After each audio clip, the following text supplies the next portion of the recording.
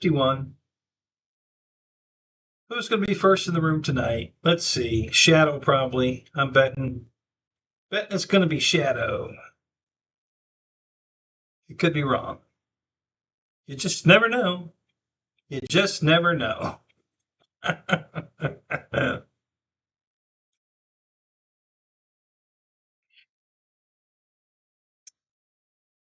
No one here yet.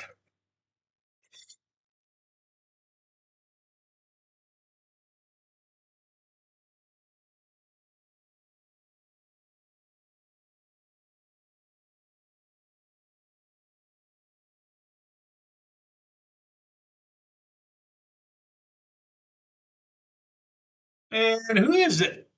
Who's here? Who's here?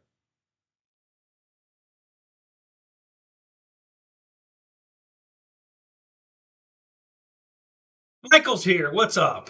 How you doing, man? Good to see you.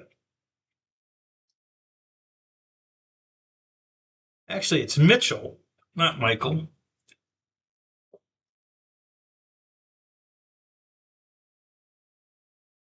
You haven't been here in a while, have you?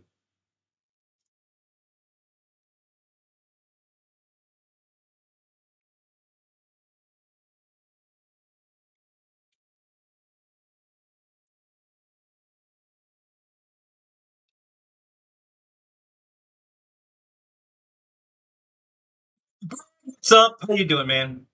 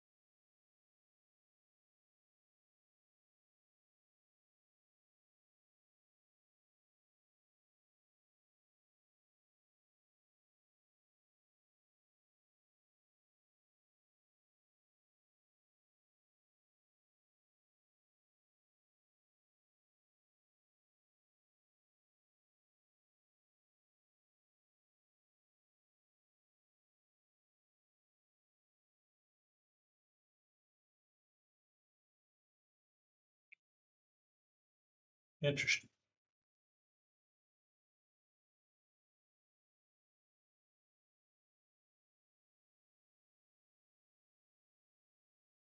Well, we'll try it again here.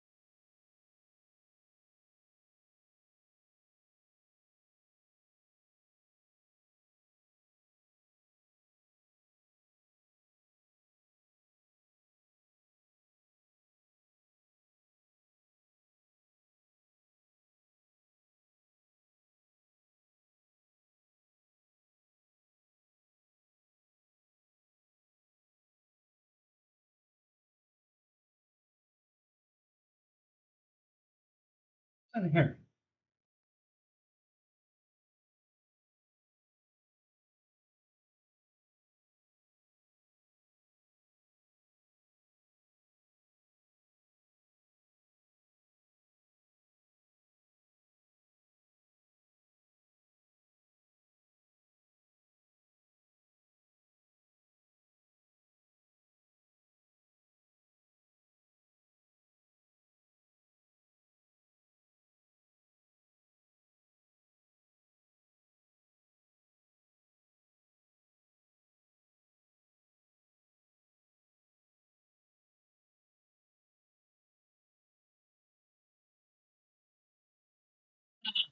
Oh, look at everybody got in here. Wow, holy crap, I stepped away for 5 seconds.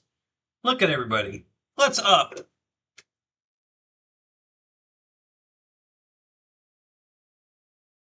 Mike SSI, good to see you, buddy. I haven't seen you in forever. Glad you're here. Let's see, who else is here? Eric, EQ, how you doing, man? Is Shadow Ops here yet? I don't think I see Shadow yet.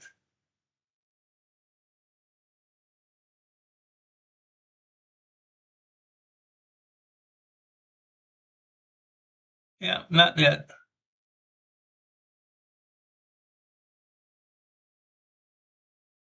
Not dead yet.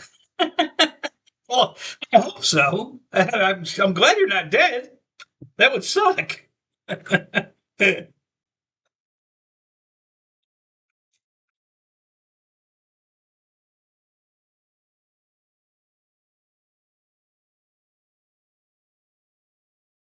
So I'm having a little trouble 3D printing. You know, when 3D printers work, they work so well, but when they fail, it's so aggravating. So I was trying to print. I'll show you.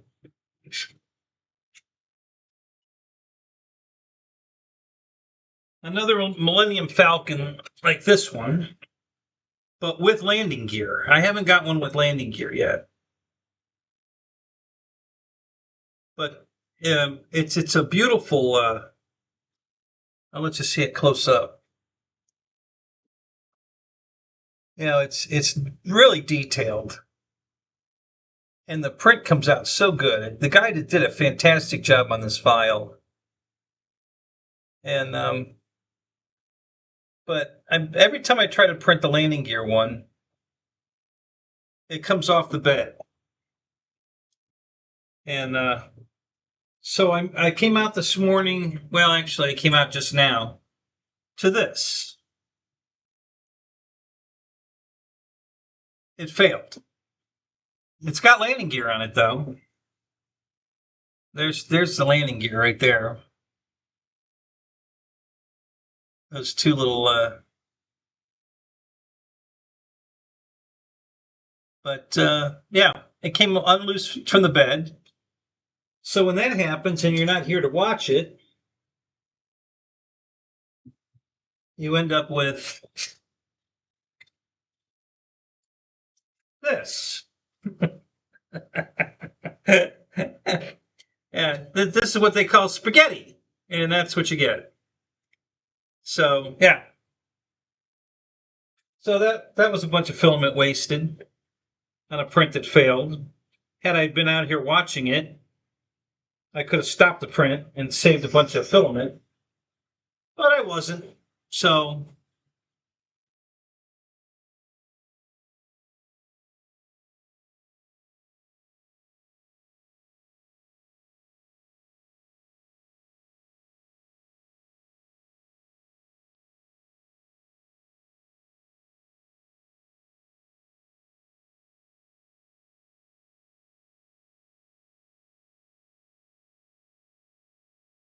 yeah, yeah, I get that one, Eric. I know how hot it is. Holy shit, I know how hot it is. Yep.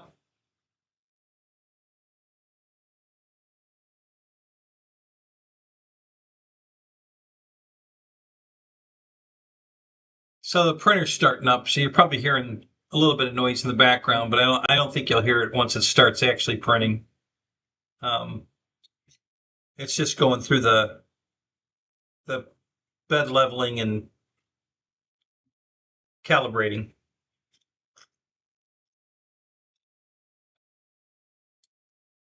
So, but anyway, yeah. So I was trying to print another one of these with landing gear because these they stand up well on a flat surface, but if it falls over or you lay it down on its bottom or top, it breaks the little guns here. The gun barrels get broke off. These right here. So This side's okay. What I do is I set it down upside down because the radar dish protects the guns. So I just put it down upside down to protect the guns, because if I put it down this way, I break the guns off. So those haven't been broken yet. It's a really cool print, though. This is a really, really cool looking print. So I'm going to turn the bed heat up and see if that doesn't cure the problem. I think if I turn the heat up, it'll probably stick better.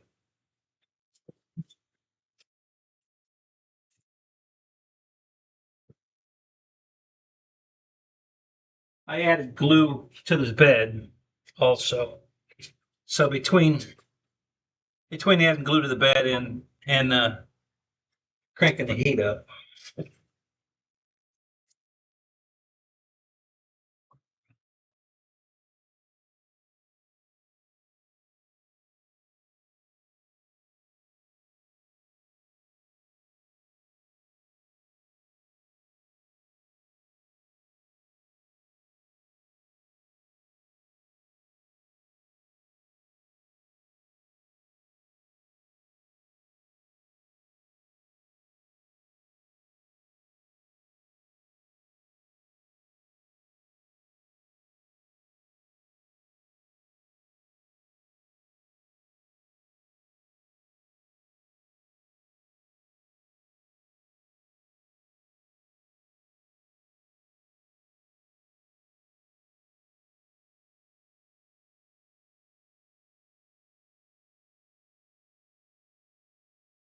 I even put a brim around it, and it still came loose. The brim didn't, but the actual model did. So let's try this again. We turn the bed up.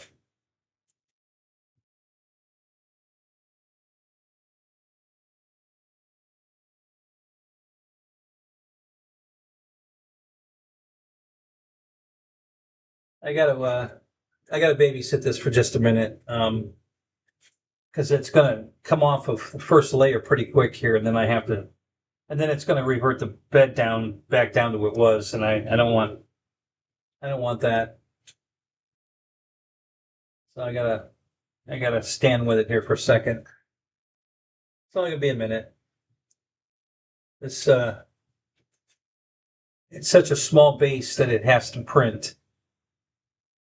Um, and then it'll be, as soon as it comes off the first layer, the temperature's going to go back, and I don't want it to go back. So I have to sit here and change it back again. And then hopefully this one will stay on the bed till it finishes, and I'll finally have one printed with landing gear. This will be attempt number 3, trying to get this to print with landing gear. Not having much luck.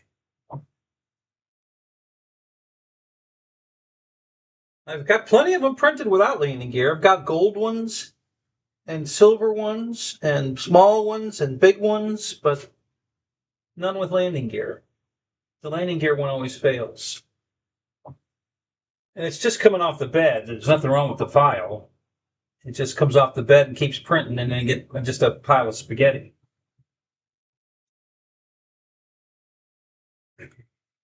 Okay, there we go.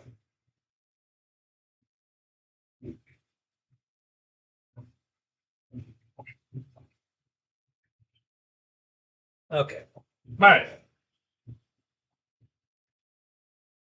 Okay, can you guys hear that?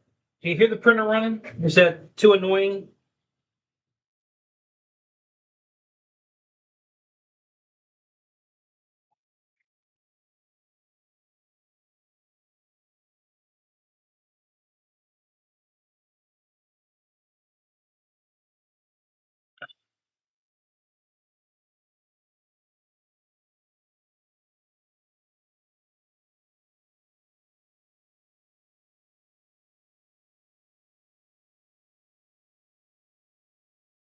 Oh, cool, Eric. Good. So it should be coming soon then. That's great. Good news. Glad to hear that.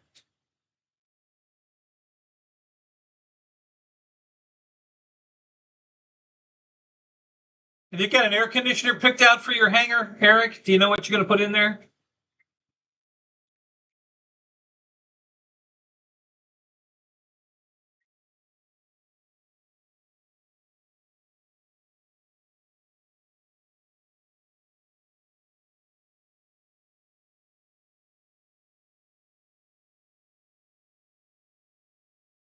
Oh yeah, it's definitely going to be worth all the work, no doubt about it.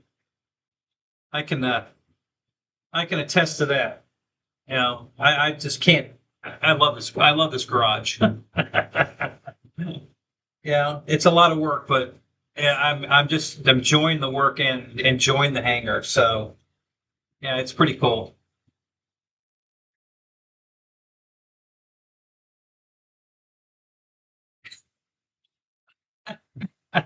Oh God. Oh God! Now I know. After I read the statement, I knew who. I didn't have to look at the name, and I already knew who did it. Welcome, Paul. Haven't seen you here for a while. Where are you at in the country this week?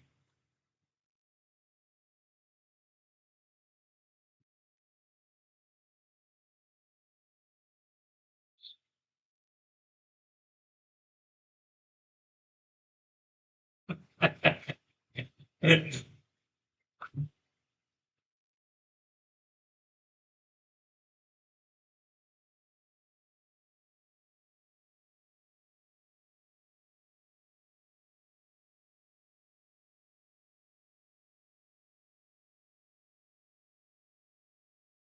up north for the summer. Your old stomping grounds.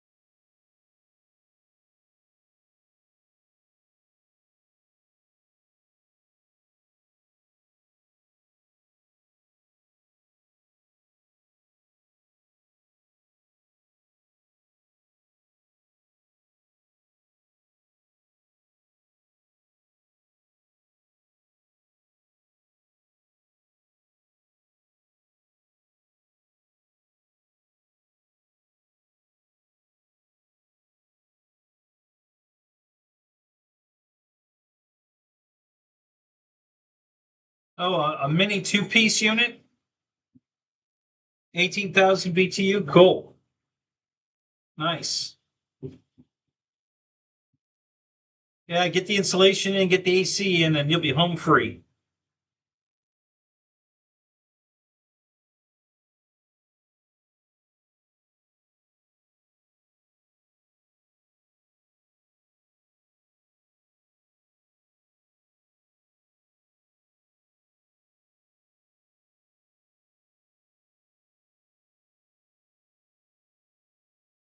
My God, how are you in Canada? How far north are you? Holy shit!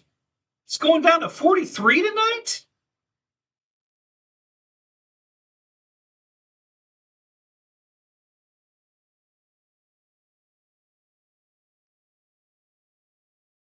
Did I see a motor running in the short video? No. Did you? What did you put out a short? I didn't see it. Let me go look for it.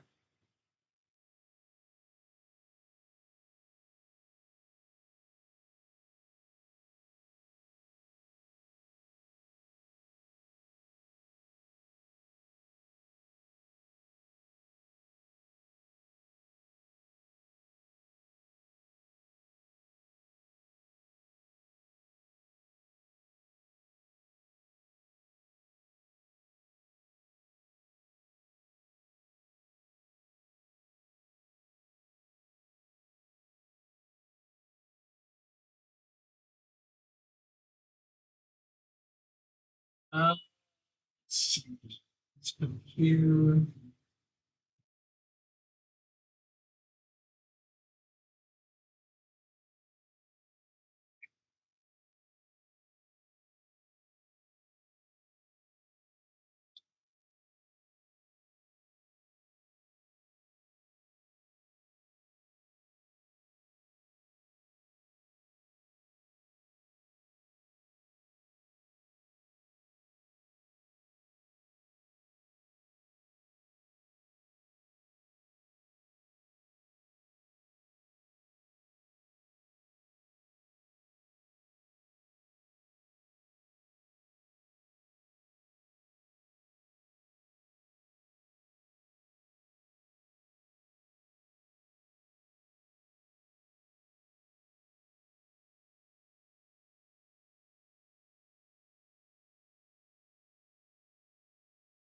EQRC channels out here.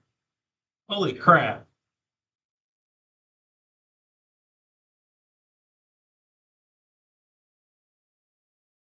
EQRC media. There's a bunch of EQs out here. Holy crap.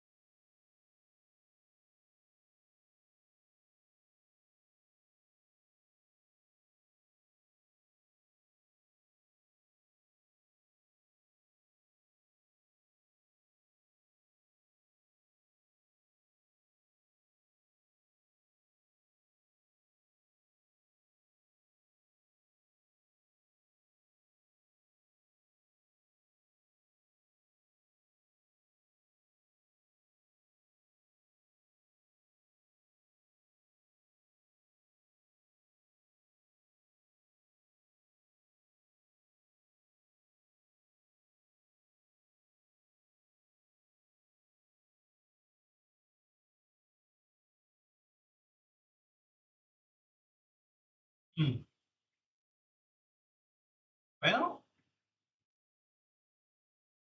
that's not working.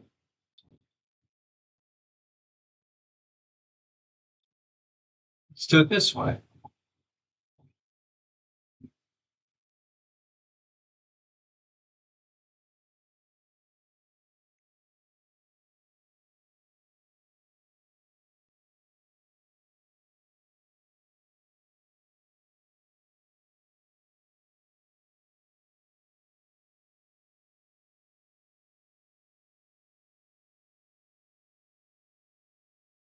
All right, I'm on your channel now. Finally.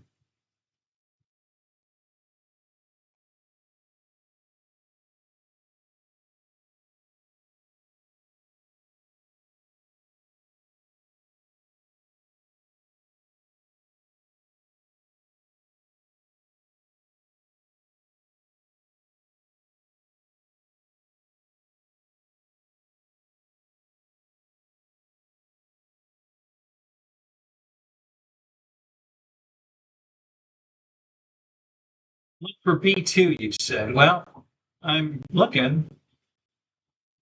I don't see a B2 short. Maybe it's not a short. Let me go to regular videos.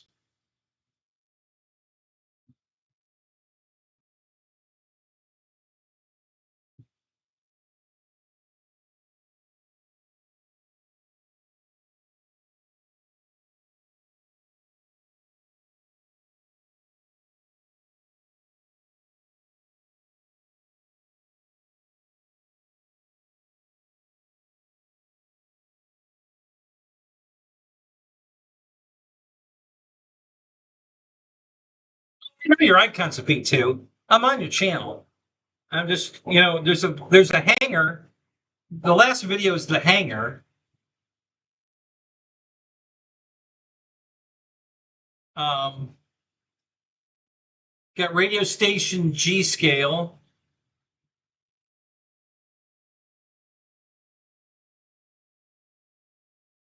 Are you talking about the motor in your Tahoe? Is that what you're talking about? Did you do a motor swap in your Tahoe? Is that what you did?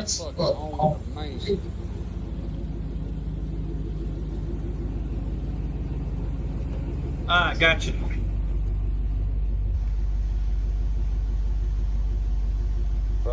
Yes. So what motor did you put in there?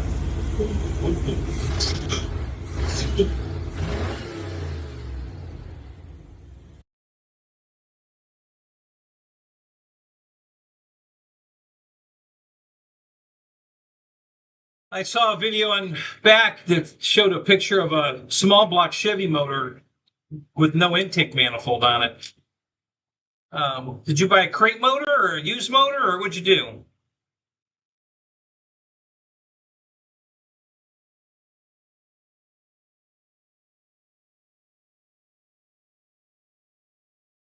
Yeah, I already got it, Michael. Thank you.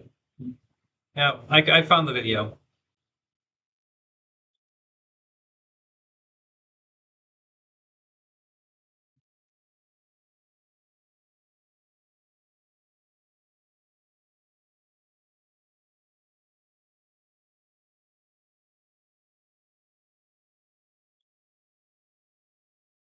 I got you.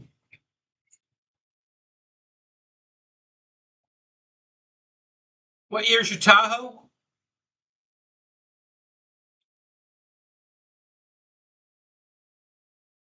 Oh, it's a 99 Tahoe. Okay.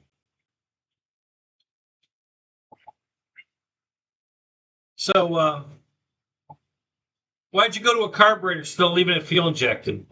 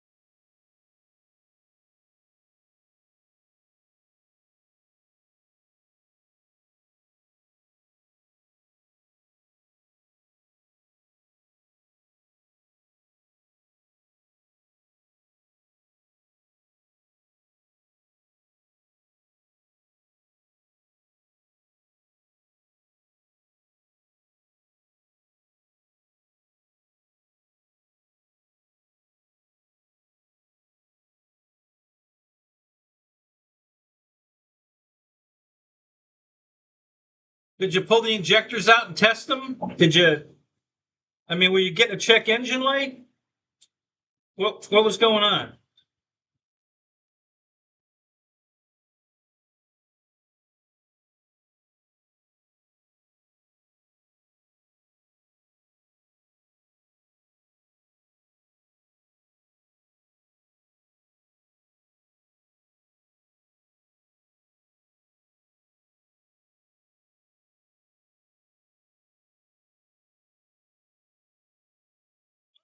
What's up? How you doing, man?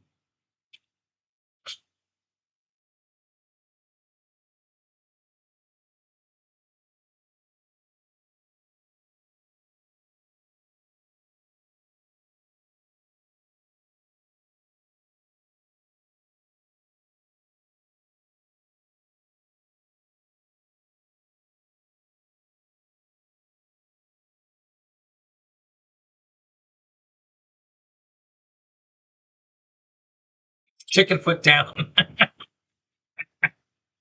It's actually a. I printed a dragon, uh, and I printed it in ABS, and I am not liking the ABS at all. This stuff is so brittle. I thought ABS was going to be strong, but it's not. This stuff breaks easy. So both front legs broke off. The tail broke off.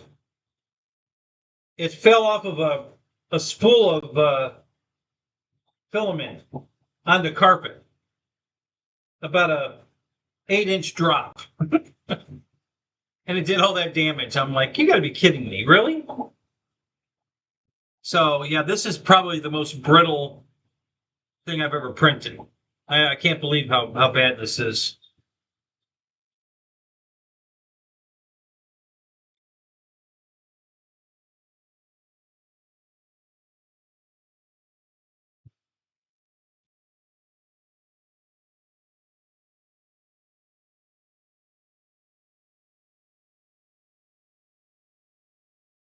Is it the same motor? You just put a different intake on it?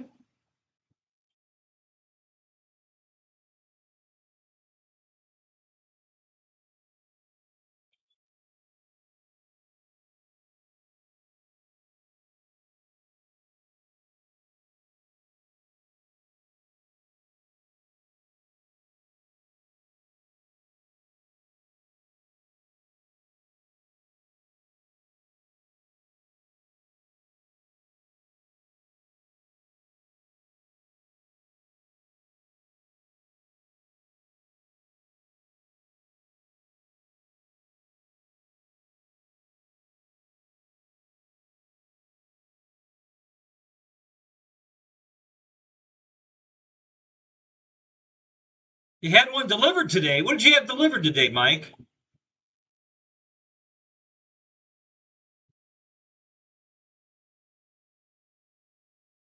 Oh, I see. So the motor blew. So you replaced it with a used motor and put a carburetor on it.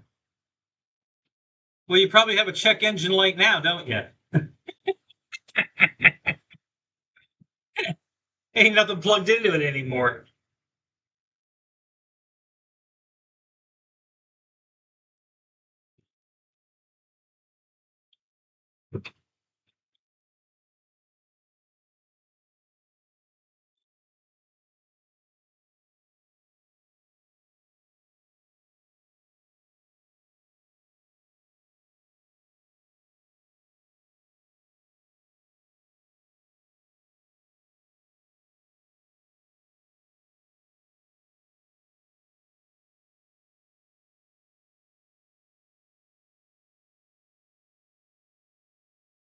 I'm guessing it wasn't the Ferrari you ordered because that shit was not supposed to be here yet, right?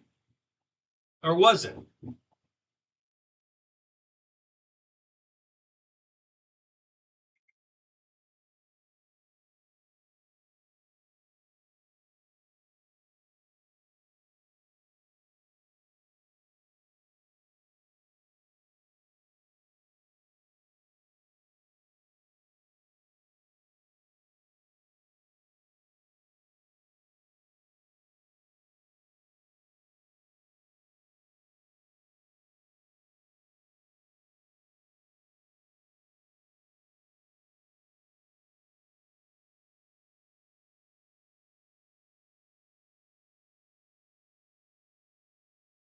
Oh, so it was your new Ferrari. Is that thing a hybrid or is that just got a Ferrari engine in it?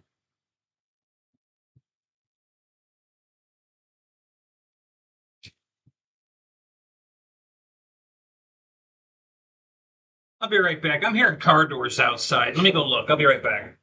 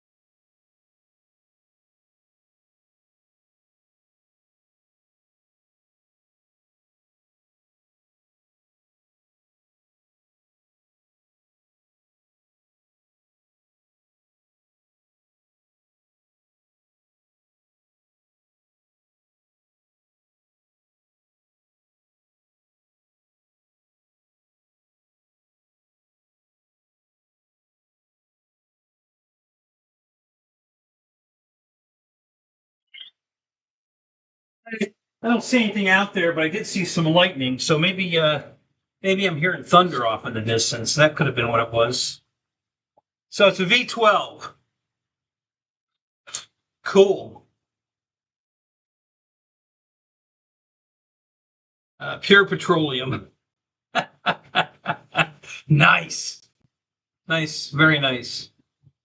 Let me see what's going on weather-wise. I see lightning. I don't know if storm's coming my way or not. Let's take a look.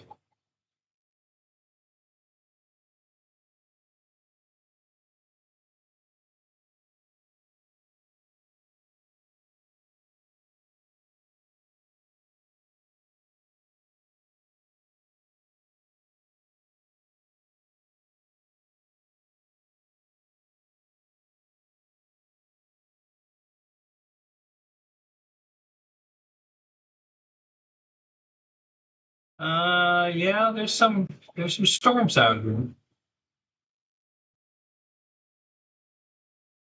I don't think anything's coming my way, but let's look.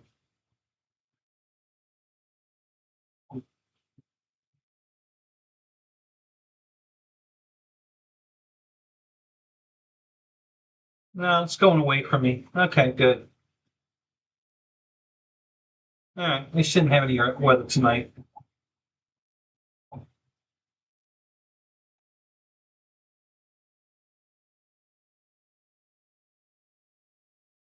Just east of me though, it's pouring in Lakeland, and man, they're getting hammered right now. Orlando, Kissimmee, yeah, it's storming like crazy over there. But we're good. I don't see anything going on here.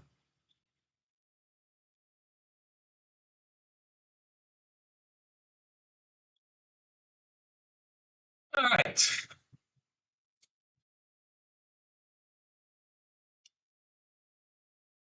I'm trying to find.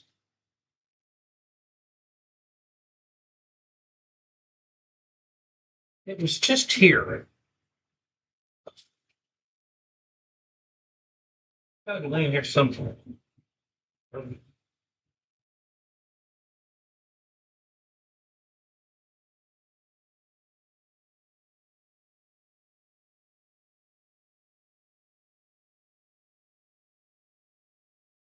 Looking right at it. I don't see it.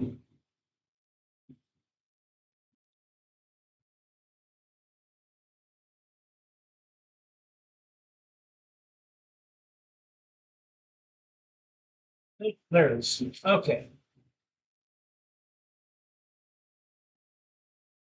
So this was my first attempt at the landing gear Millennium Falcon. And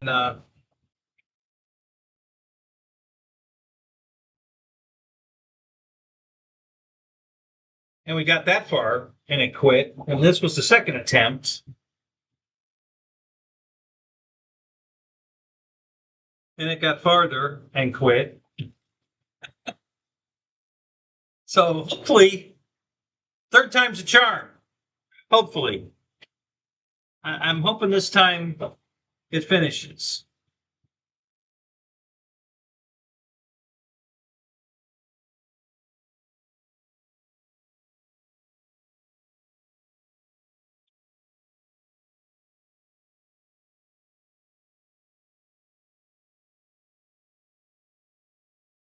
Yeah, well, you know what they say. You're paying for the engine. The car's free.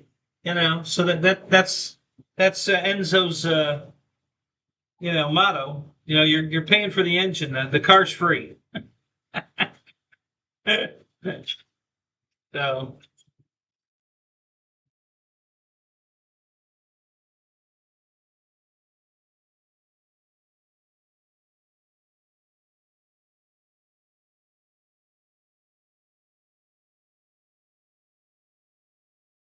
out of everything I've printed so far,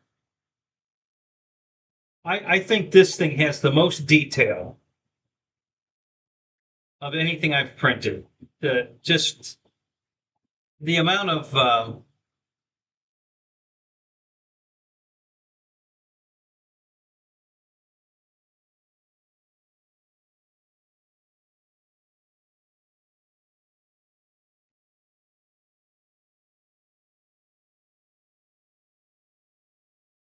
This new filament's definitely shinier too than the old one. Wow, that's really shiny compared to this.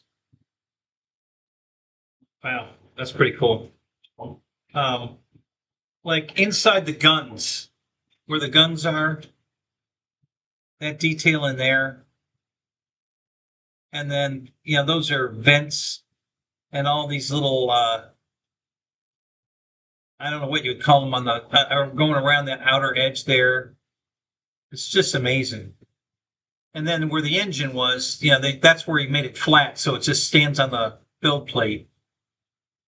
So that's the only thing he really kind of, I don't want to call it messed up, but it was a trade-off, having a scale engine there or making it flat so that you could print the rest of the model perfect. One of the bays, the hangar bay doors there on the side, the other one on the other side. Um, just really impressive. It's got so much detail on it. It's really cool.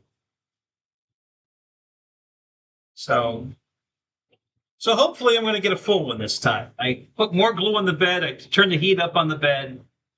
So it should be stuck damn good this time.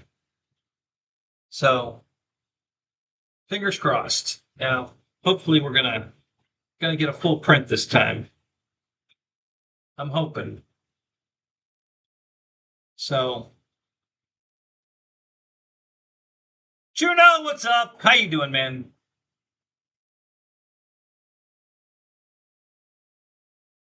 Raymond, good to see you. Who else snuck in here?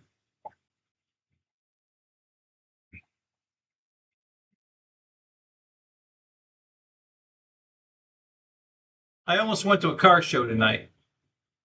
I actually forgot I had a show to do. I'm, I'm getting all ready to go to the show, and I'm like, oh wait, I got to I got to have my own show to do tonight. I can't do that. Shit. Had a slight brain fart there for a minute. Like, wait a minute, I can't go to a show.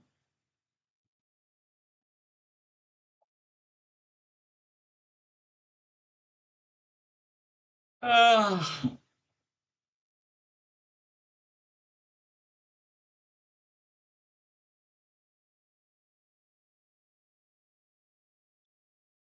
Eric, are you still working at the body shop? Are you still painting cars and trucks and shit?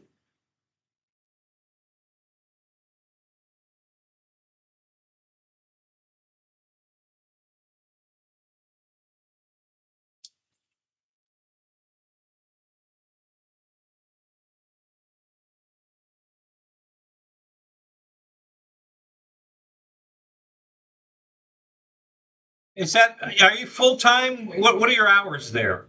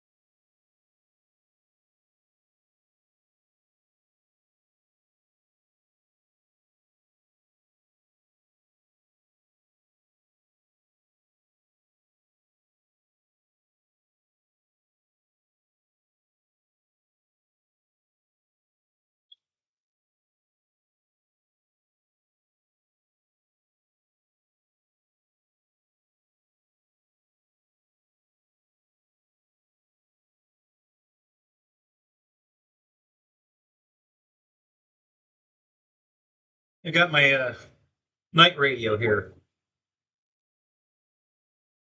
I am this battery in this thing, it just will not take a full charge for some reason. I don't know why.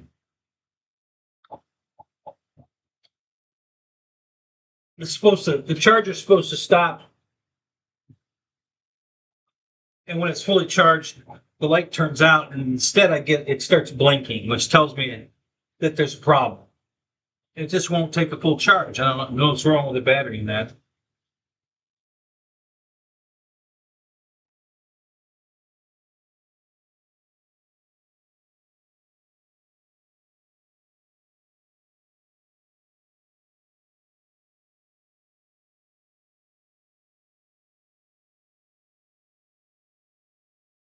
I,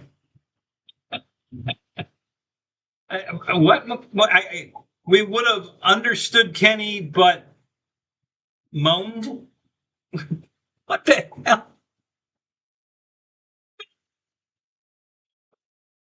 Mean.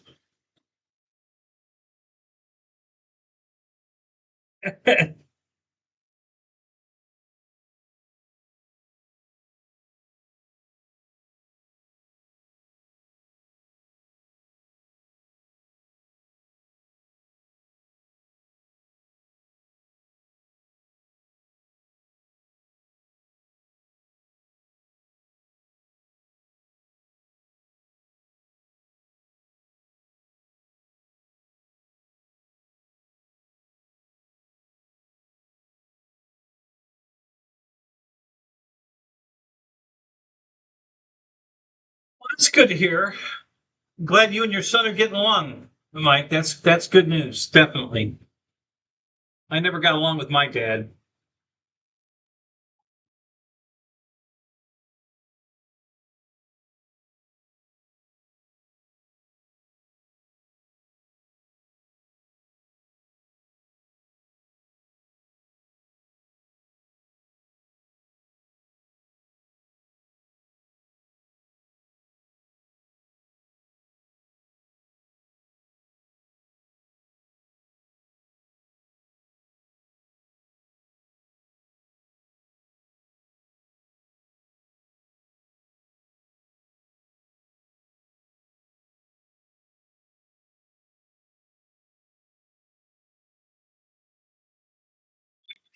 Setup is so far behind.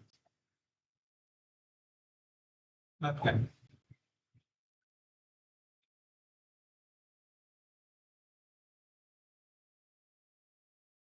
All right. So what else is going on, guys? Anything new in the RC world?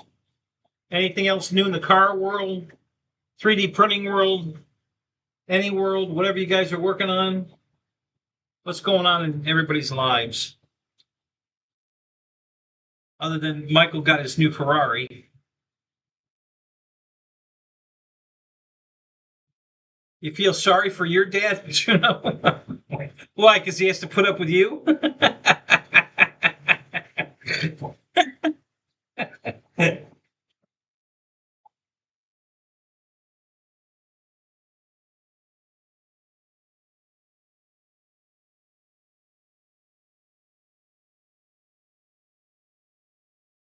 Well, I'm trying again right now, Eric. It's the printer's running right now. I just started it, and it's printing it again. Um, we'll see if it stays on the bed this time. So the first time it stayed down this long and fell off, and the second attempt it stayed down this long and fell off. And this is a new roll of filament, brand new. I just opened it. So this time I added more glue stick. This comes with the printer, this Creality glue stick, which works fantastic. And the bed was already coated in glue stick, but I added another coat just to the area where the Falcon's print. And I turned the heat up on the bed 10 degrees Celsius. So that's I don't know, like 17 degrees Fahrenheit, I think, or something. It's definitely hotter Fahrenheit. So I'm hoping the extra heat and the extra glue stick is going to make it finish this time.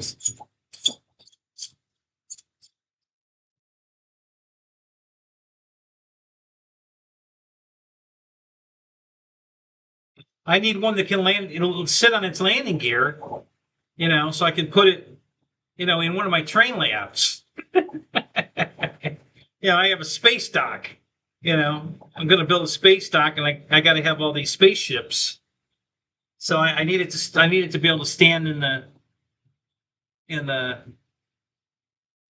I don't know if you guys have been watching this or not, but that new printer from uh, I think it's called Snapmaker, the U1, the first affordable um, tool changer, so you don't have waste. They have a file to print Deep Space Nine that's like this big. I mean, it's huge.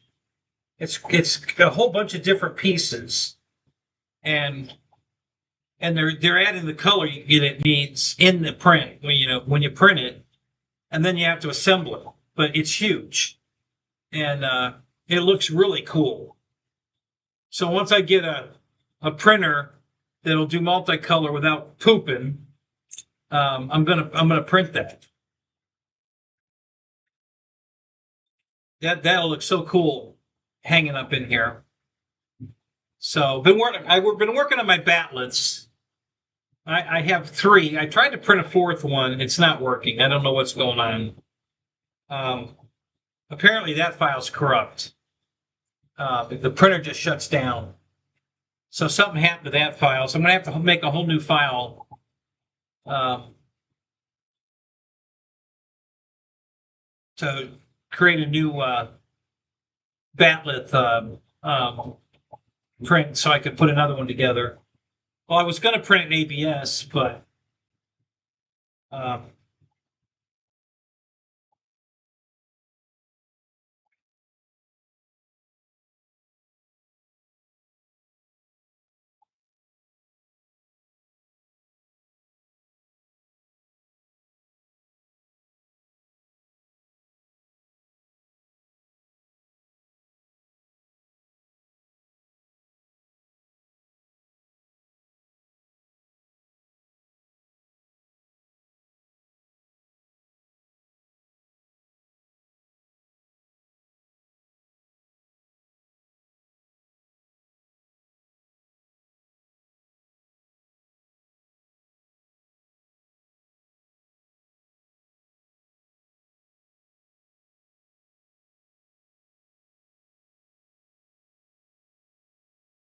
yeah, my mom ruled also.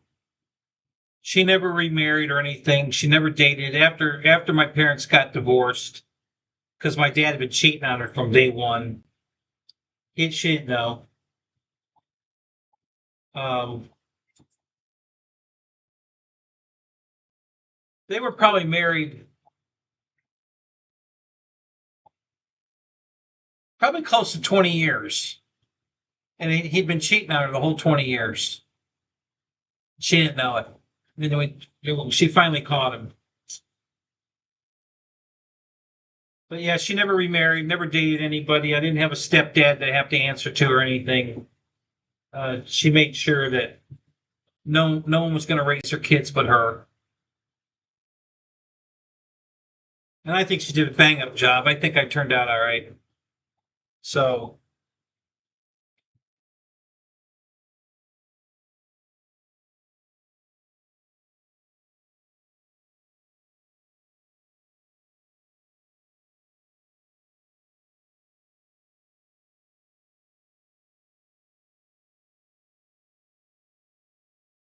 take a poll. JCB, what's up?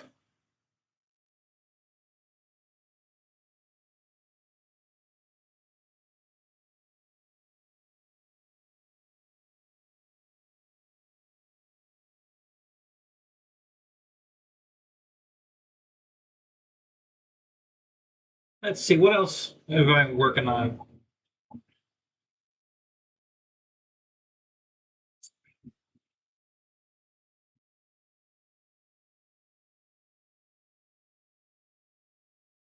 I almost went flying today.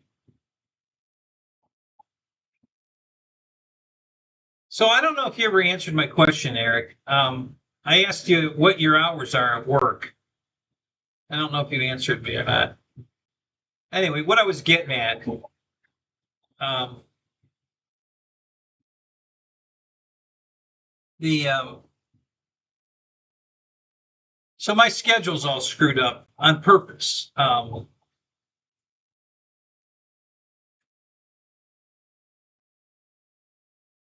There you go, JTV. So I worked all night last night. I've been working out in the garage on the printers and the cleaning the shop because I'm cleaning out my house. And so yeah, so I worked until about 6. Um, no, it was later than that. It was probably 7 or 8. I worked till and in the morning, and I was gonna start. I was gonna do another video, and I was just falling asleep. But I said I gotta go sleep. So I went in the house and slept till 5:30. All right, from about 8:30 in the morning till 5:30 in the afternoon. Just slept. So I'm very rested tonight, gentlemen. There's no, I won't be falling asleep tonight. That's for sure. Um, yeah, I just needed sleep. I haven't been sleeping because I've been working every night. See, it's too hot, just like you said, Eric. It's too hot in the daytime to work out in the garage and during the summer. In winter, it's fine, but during the summer, it's too hot out here. So I work all through the night, and then I go in the air conditioned house and sleep during the day. And that's how I get things done out here because it's just too hot to come out here and work, especially upstairs, which is where I have to work right now. Is work on the upstairs, and it's way too hot up there. And so yeah, so that's what I'm. Um, that's my work schedule ever since I started building this garage. I mean, it's always uh, in the wintertime I work during the day and sleep at night normal, but during the summer when it's hot out here, I got to work all night and then sleep during the day. So I'm on my work all night, sleep during the day schedule. But I was going to go flying today. Um, I didn't think I'd sleep that long. I obviously really needed to sleep. I figured I'd get a couple, 2, 3 hours of sleep. I'd probably be up by noon, go flying. Yeah, well, that didn't happen. So like I said, I slept till 5:30. So woke up just in time to watch my show, Baba Black Sheep. So made a little dinner, had a salad and chicken, and watched my show, and then came out here to do my show. So that's how this day went. Didn't get anything done yet. But tonight, after I close up the show with you, I'm gonna do another video. We got a bunch of videos to set up. Mostly 3D printed stuff, though. I don't have any airplane. Well, I do have some flight videos that I've just never put up. So I might try to edit some of those and put them up. Um, I just I just have so many pokers in the fire right now. It's hard to figure out, which one should take priority. It's it's day by day. It just depends on what mood I'm in, I guess. What I'm going to do. So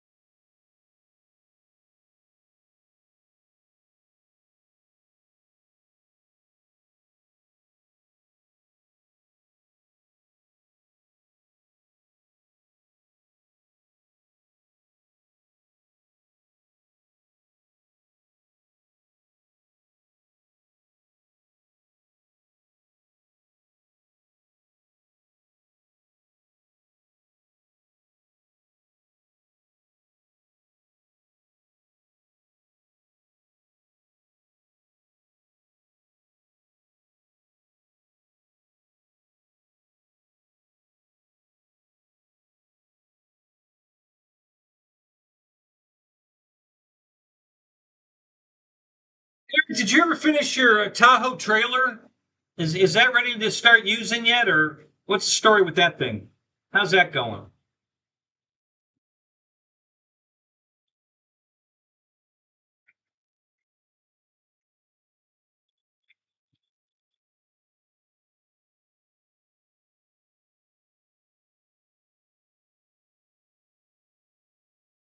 Uh-oh.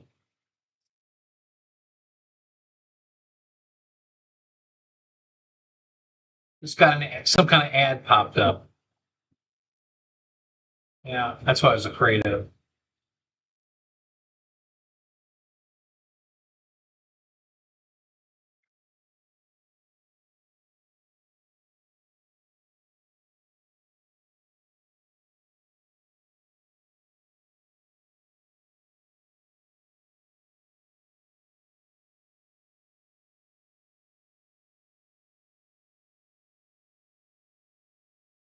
Oh no, did I just close my show?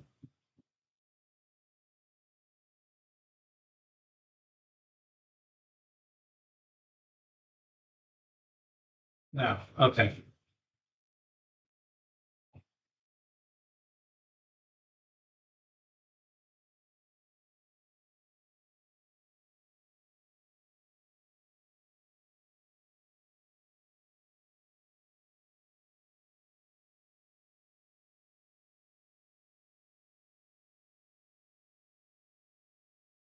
Gotcha. So what's your daily driver? Obviously, the Tahoe was down for a while. So what else do you drive? Don't touch any buttons. Well, I had to. Sorry, but an ad popped up. Okay. I accidentally installed an ad blocker, but not the right one. And I didn't finish the installation because I caught myself in midstream, so I stopped. So it never got installed, but it definitely installed the nag screen. Yeah, you haven't finished installing. Do you want to install it? Do you want to finish? Blah, blah, blah. Yeah. So I guess I'm going to have to install it so then I can remove it. I tried to remove it, but it's not in the list of installed software yet. So I'm going to have to install it and then uninstall it. Otherwise, I'm going to keep getting this nag screen. To finish. You haven't finished installing your yeah, whatever. So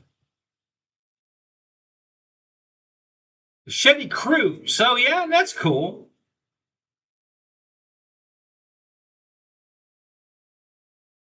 So you live 5 minutes from work. That's cool.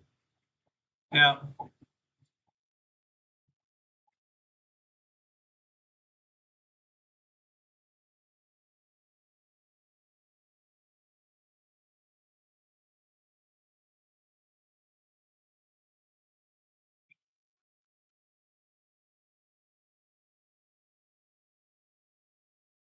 It's funny, Michael. Yeah. So how many planes can you get in it? And what planes did you try to fit in it? That's funny. That is funny.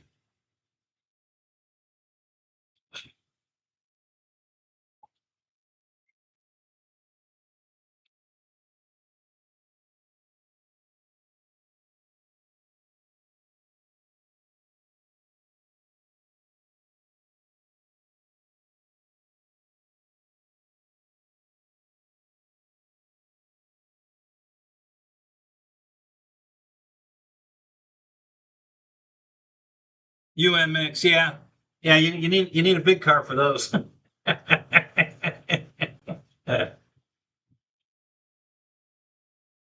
Answer loads. Yeah, loads. Okay. Well, that's cool.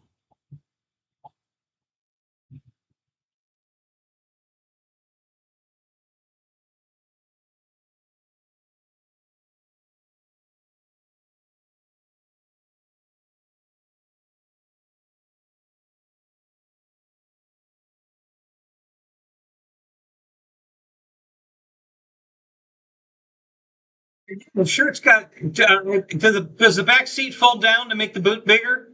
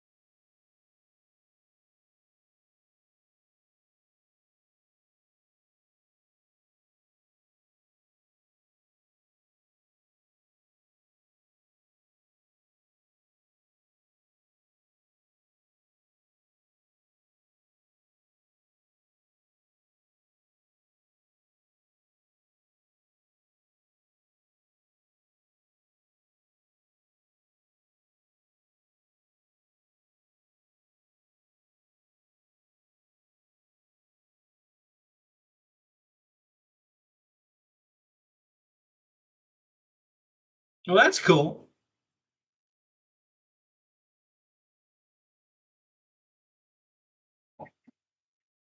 What's with the high heel shoe in the background? It's 3D printed.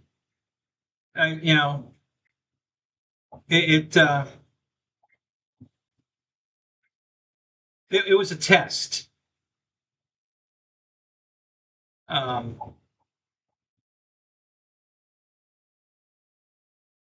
no, no, not getting weird. Just I wanted to see if I blew because it was a small. I don't know if it. I think it might have been for a doll. Um, but I modified it. I blew it up scale. Actually, Deb tried it on. I'll grab it and show it to you.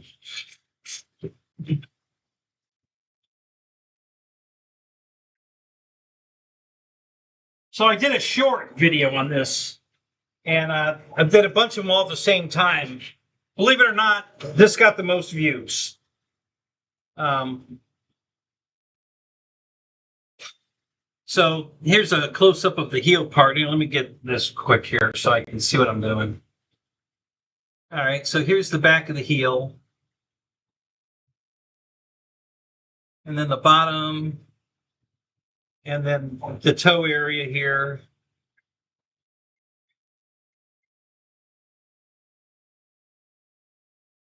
So yeah, it's I mean it's a real shoe. You can wear it. It's not made out of soft material though, so it's not very comfortable. You know, because it's hard. But yeah, it's even got a buckle on it on the strap. So yeah, so it was a test to see if I could make a shoe that Deb could wear, and yeah, so. But like I said, it got a lot of views. This got a lot of views.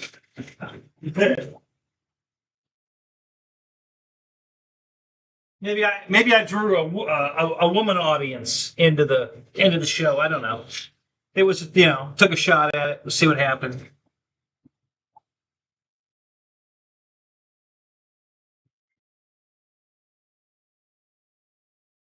Amazing. Matches my stockings and suspenders. Yep. Yeah. Yeah. No, my garter belt. Yeah, that's it.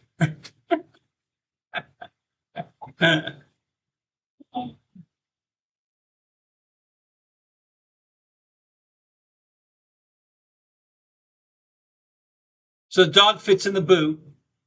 Yeah, I'm just curious though. Do the seats fold down? Is that an option in that vehicle?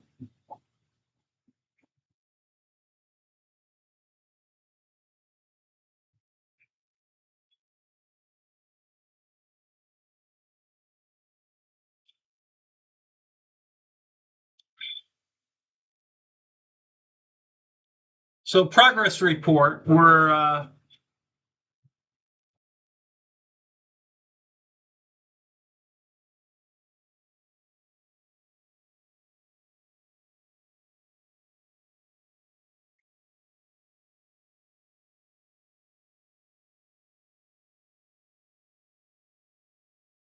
right about here on the print so far. Everything below the knife. That's how far we are right now.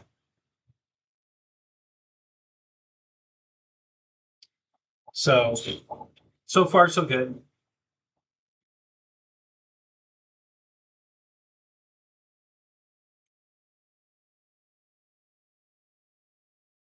If I stay out here till midnight, I would assume that we'll get this far by the end of the show.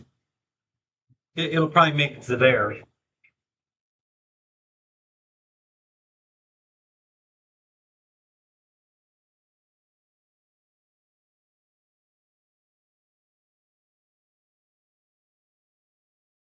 The Botany Bay, yeah.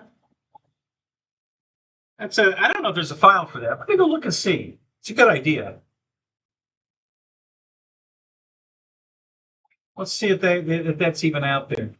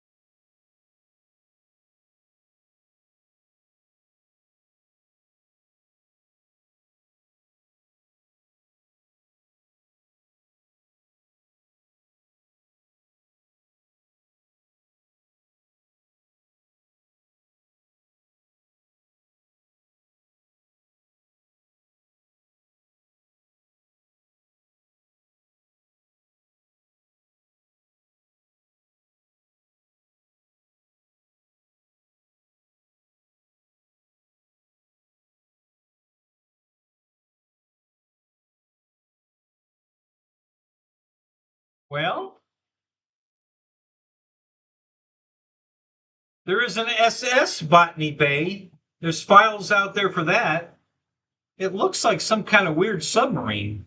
I don't know what the hell that is.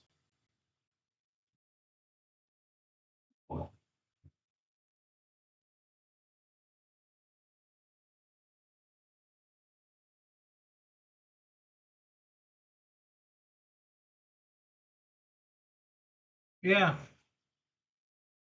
Yeah, it looks like a submarine, but it's got two big, like, capsules on the side of it. I don't know what the hell those are. They're way too big to be fuel tanks. I don't know what they are. That's the craziest looking thing. But it's called the SS Botany Bay. So, I don't know. It's a weird looking submarine.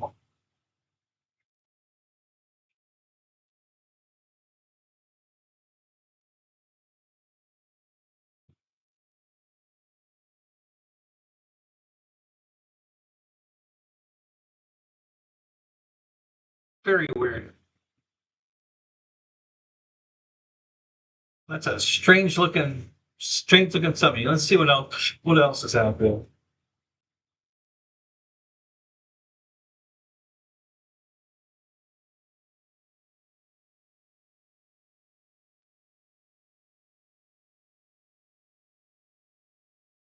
So the sleeping chamber on the Botany Bay seems to be out there. That's weird. I wonder why they would make a 3D print of the Botany Bay's sleeping chambers, but not of the ship.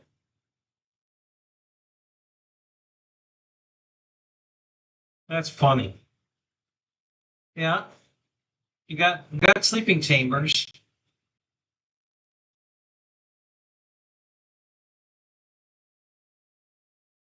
Looks pretty accurate too. They look correct, but not at least not yet. I haven't found the ship.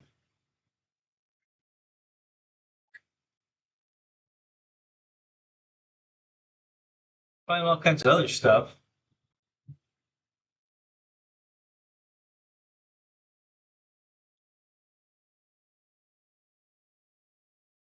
Is that a communicator or a...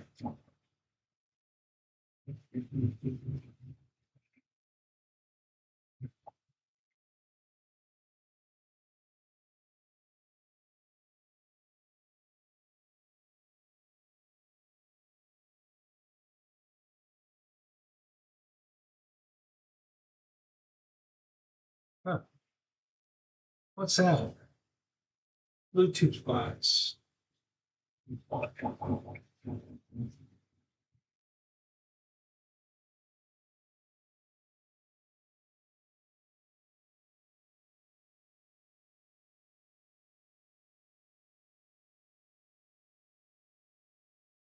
No, no,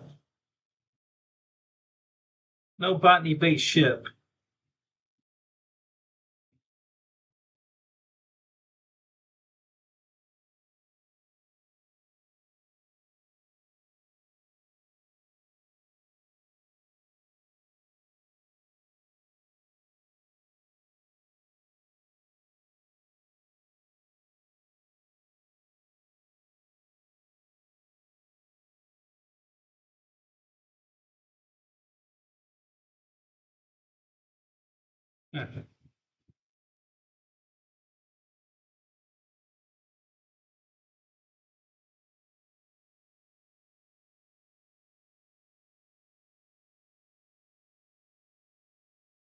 That's it. It looks like a sub. That's it. Really?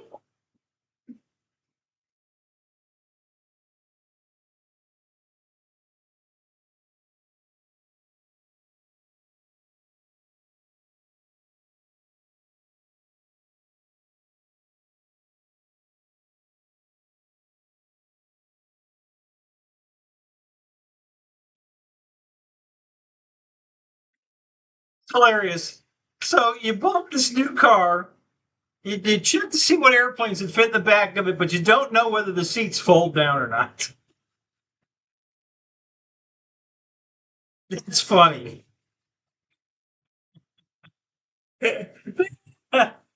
That's pretty funny. All right.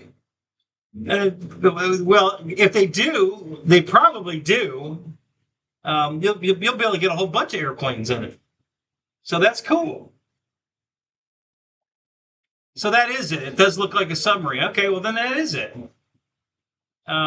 I didn't remember it looking like that. Um,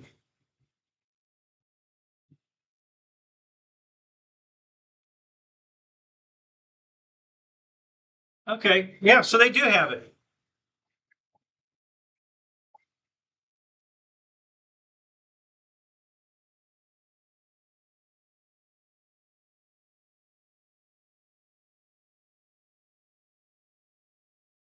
All right. So you guys are you're gonna. I collect a lot of weird stuff. So you're gonna think this is weird, but um, back in the day, I don't remember what year it was. It was a long, long, long ago, but um, they came out with a Ken and Barbie set of Star Trek. So, and the box is cool because it's got Spock and Bones and I think Scotty's in the back, cardboard stand-ups in the background, and then Ken, I think, is sitting in a chair. He might be standing. I don't remember. And Barbie, of course, they're wearing old Star Trek uniforms. Um, and it's Star Trek edition. And the box is all gold, and it's cool. So I bought that because I thought it was cool that tribute to Star Trek and shit. I got a lot of Star Trek stuff, and then there was a NASCAR Barbie. I got that one too. Not that I collect Barbie dolls. I think those are the only two I have, but they were just unique. So especially the Star Trek one. So I have a TV remote that's a phaser. Okay, so it does all the functions of a regular. It looks just like a phaser, but it looks like a phaser, but it's a TV remote. So I think I have two of those. I have an old, very old uh,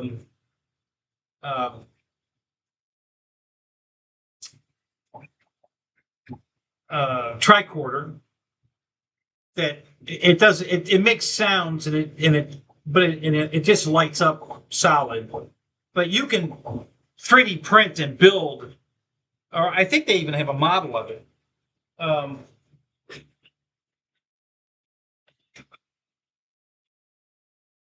so this company builds a lot of models. Of course, this is the robot from Star Trek, or Lost in Space, I mean. Um, and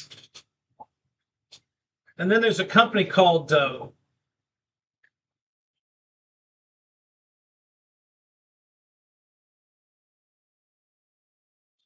I think it's called Stellar Lighting or something like that, and they make a light kit for this model, and so you can put all the electronics in it to light this model up.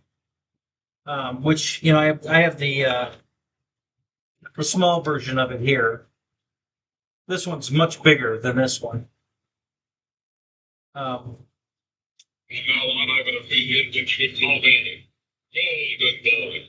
so this is a store bought, um, but it's cool. And then of course I 3D printed one. I think you've seen that. So I 3D printed this guy. Uh,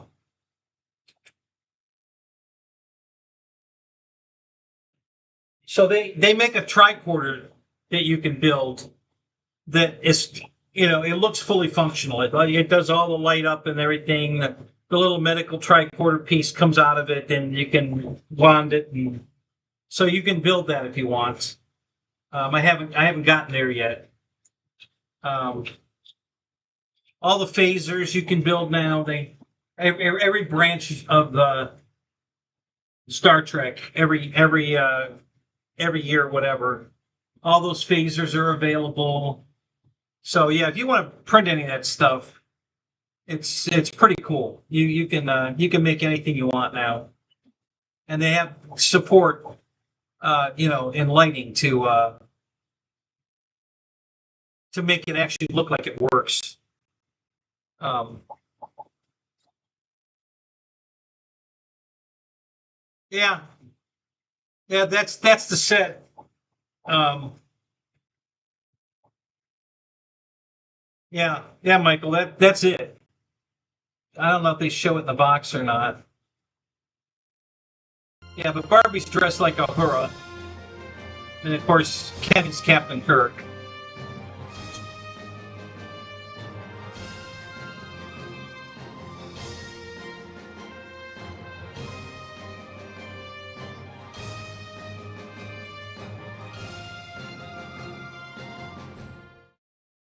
Hello, I'm Captain Andrea. This is Commander Matthew. And welcome to a very...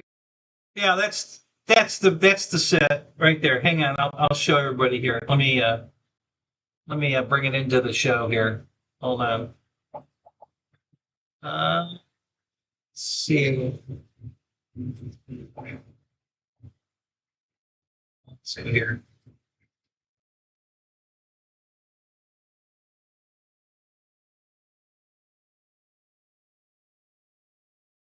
Thank you, Michael. That was good that you found that. That was cool.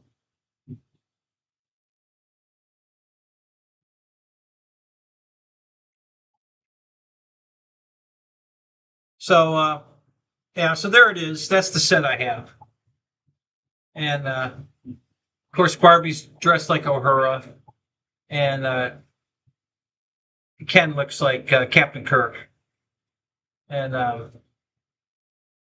so, yeah, I don't even remember how long ago I bought that. Long time ago. So,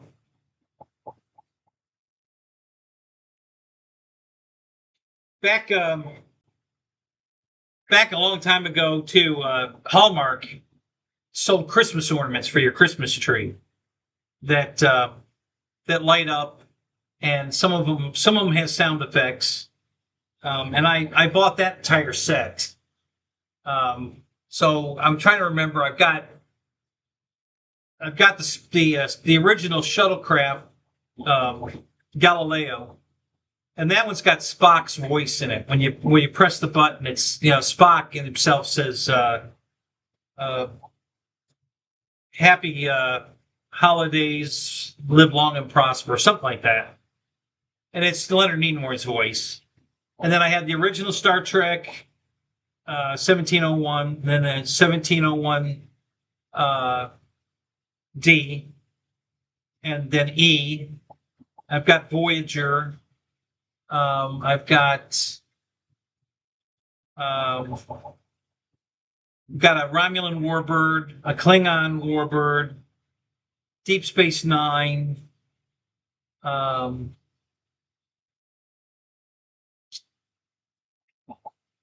It's quite a few of them. A Borg cube.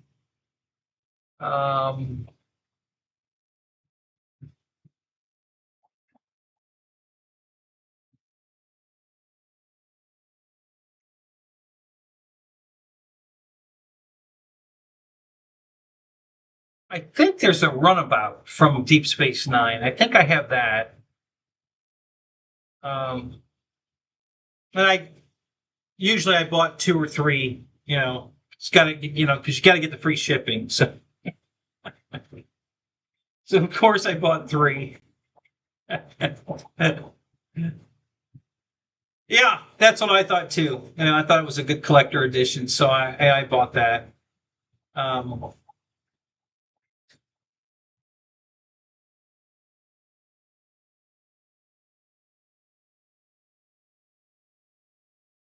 Yeah.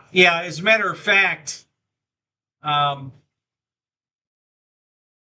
Rich Baker ordered, I think, 4 of the new one, the from the movie, the 1701A, that had the nacelles were flat on the sides instead of round, and he bought, I think, 4 of them. And when the last time I talked to him, they hadn't come yet. Other people had gotten theirs, but he hadn't gotten his yet. and I told him I want one of them. So so if I get it, I will definitely show it to you guys. It's huge. It's like it's this big. It's super heavy. I guess it's made of die cast, I think. Um, and it fully lights up, sound effects. It does everything. And yeah, I think it weighs like 35 pounds. It's very heavy. Um, Comes with a stand to stand it on, and yeah, so it's pretty cool. They had the original, and I didn't get one of those. Um, if you go look at on eBay now, they sell for anywhere from like $3,500 to $4,200 because they're discontinued, and people, real fans, not fans, will pay that. I won't pay that, but there are people that'll pay that. So, but if I can get one of the ones that Rich ordered, which I really hope I can, I should get it for probably in the $1,000 to $1,200 range.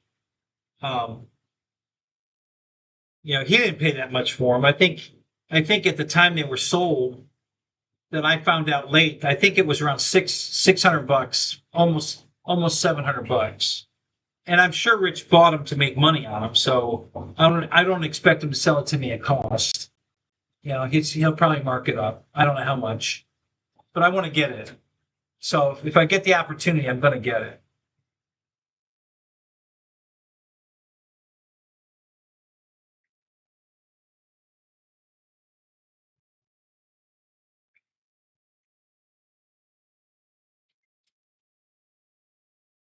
Now, it wasn't Deep Space Nine, Eric. Uh, it was Voyager had the woman captain. Uh, Deep Space Nine. What was what was his name? Sisko. Benjamin Sisko. That was the captain of Deep Space Nine. Um, yeah, yeah. Voyager had the woman captain. Yeah, and I think she did a great job. I really liked her as captain. She did a good job. I think she followed through with. She was able to keep the essence of the show and everything. Unlike I don't know if any of you watched the Star Trek Academy. Oh my God, that was such bullshit. What a horrible show that was. They pulled it from the air. I don't even know if you can watch reruns of it. I think they got such a blowback from everybody that I not only did they shit can it, but I think they removed it from even being able to watch it. If you wanted to, because it was horrible. What a horrible show. It was all political, all woke. We what a gay Klingon, a gay guy from some other world we've never seen before, and it was just, oh God, it was just, what the fuck does this have to do with the theme of the show, exploring space. Who gives a shit what your sexual orientation is? I don't understand why we have to have a gay parade and a gay, why do we need to know what your sexual orientation is? It's behind doors. I don't give a fuck what you do behind doors. I don't care. Why do you have to blow it in our face? Why do we have to watch it? I don't get it. All this gay rights bullshit. So, anyway, so at least they took that show off the air. And I guess they're making a new movie. I think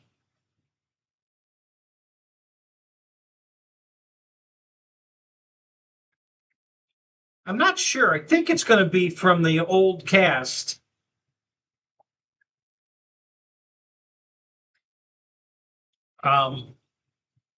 Picard and everybody's. I think everybody's still alive, except maybe one. So, Riker and Beverly Crusher, you know, Deanna, all the original cast from Next Generation, I think is still alive, and then of course I think everybody from Voyager's alive. So I heard that we're going to make another, before it's too late, they can get one more movie out of them. So I'm not positive on that, but that's what I heard.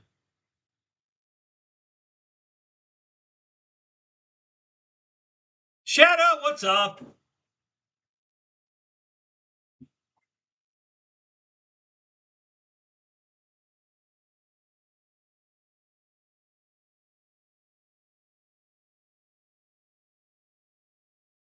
Huh.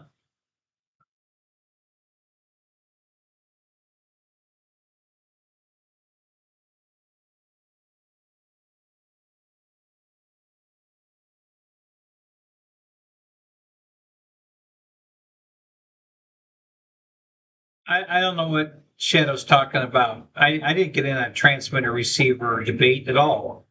Well, I don't know. I don't know what show he was watching.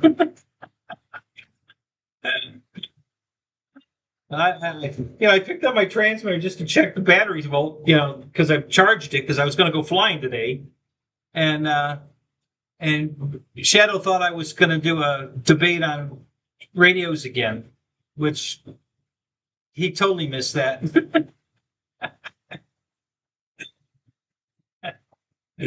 Eric's a lad. I love that guy. He's funny as hell.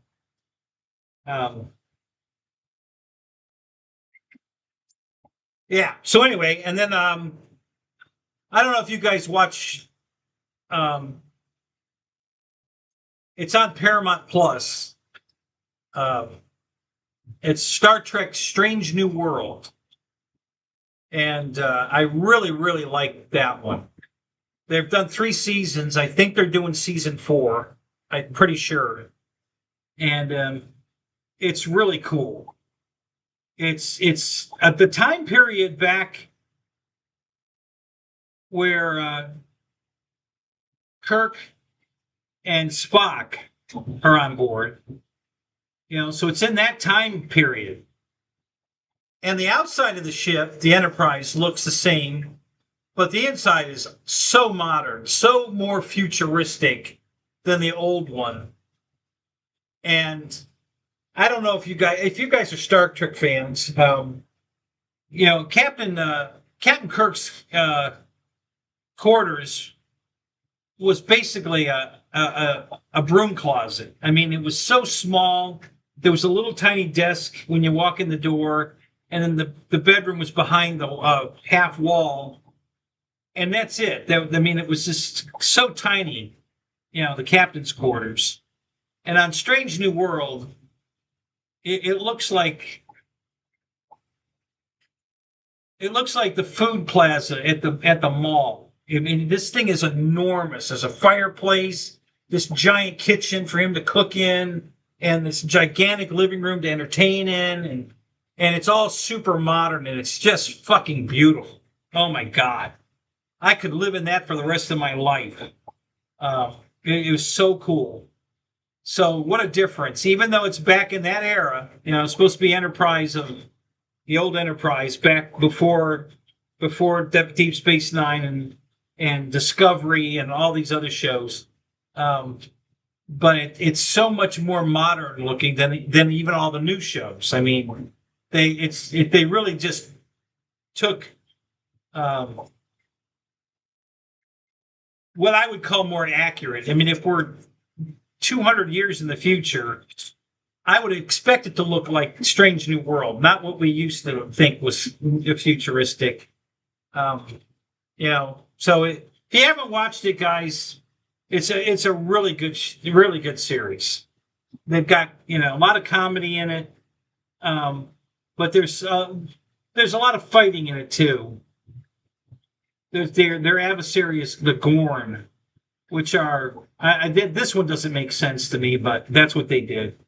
These things look like wolves, or rabid dogs. They run around on all fours, and they got big teeth, and they growl and everything else. Like but they also have very high-tech spaceships that they fly around from planet to planet. And I'm trying to think, how does an animal that walks around on all fours like a dog sit and operate a computer? I don't know. I mean, they've never shown the inside of their ship, so I don't know what it looks like. But it's such a reach to be this vicious wolf-like creature that's sophisticated enough to have spaceships and fly around. I don't know. It just doesn't add up. It's kind of weird. Um,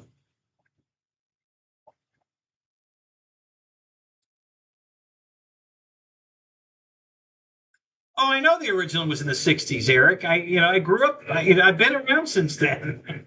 I know, but it's just funny that Stardate back then was like 2332 or whatever, right? We're in the 2000 right now, so it's 300 years in the future, and all we had were little white walls with colored buttons, and it was very crude. To try to make it look futuristic. And then if you haven't seen Strange New World, you'd understand what I'm talking about. But yeah.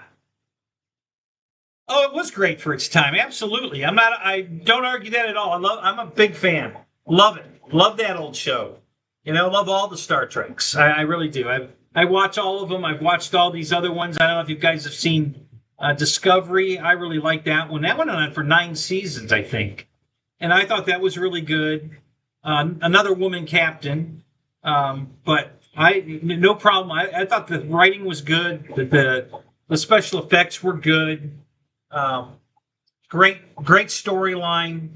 I love that show. So Discovery's a big favorite of mine. The only one I didn't care for was Picard. Season 1 was great. Season 2 was horrible. I mean, horrible enough that even though 3 was better, you probably can't forgive them for 2. If you've watched 2, it left such a bad taste in your mouth that you didn't even want to watch 3. You probably did, and you're probably thinking like I am that it wasn't any good either because 2 sucked. But I watched it again, and the second time through, it's like, this really wasn't as bad as I thought it was. Season 3, but season 2 was horrible, and so that's the only one. Picard's about the only one I don't like. I'll be honest, I haven't watched the cartoon version, that Lower Decks, I think it's called. I haven't watched any of the cartoon version. Although they did have an episode in Strange New World where they met up with the cartoon characters, came into their realm through a transporter, and it was an interesting show, funny and interesting. But Lower Decks is a futuristic Star Trek, but it's cartoon, so. I really haven't watched it.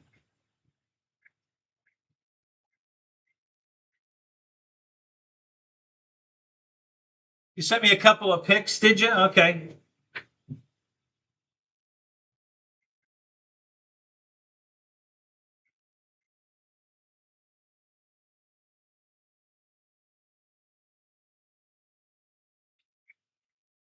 Yeah, they transported. There wasn't that enough. Yeah. Yeah.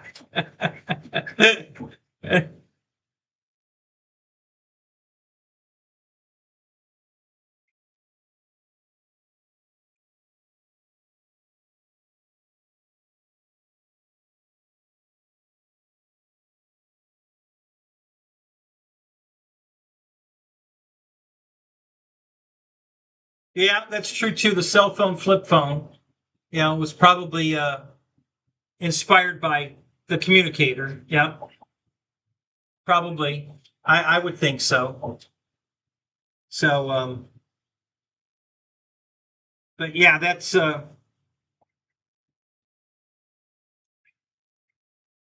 I thought Discovery. If you haven't watched Discovery and Strange New World, If you're a Star Trek fan, buy a subscription to Paramount Plus. I think it's only like $130 for the year, which is cheaper than any other. It's way cheaper than Netflix or any of the other ones. And you can watch all of the Star Trek stuff. It's all there. Probably even, I think the Academy is still there. If you want to watch it, I wouldn't. But yeah, everything Star Trek is on Paramount Plus. So if you only buy it for one season, just so you can, 1 year, so you can watch all of what you've missed. And it's amazing. I'll watch, Star Trek episodes, the original, and I'll come across an episode that I never saw, and then either every time you played in rerun, I just didn't see it. So every once in a while, I'll run across one I haven't seen. So it's really it's a pretty good deal. I think it's $130 for the year. So that's just over $10 a month, subscription. I think Netflix is 17, 18, 21. I think it's up to 21 now. I think Amazon is 28 for Prime now. So yeah, it's so out of all of the deals out there, I think it's the cheapest. And if you're a Star Trek fan, it's the best. They also have JAG on there. If you're a JAG fan, I love JAG. That was a great TV show. That's on Paramount Plus, so you can watch all the JAG episodes there. JAG's also on Amazon, if you happen to be an Amazon guy.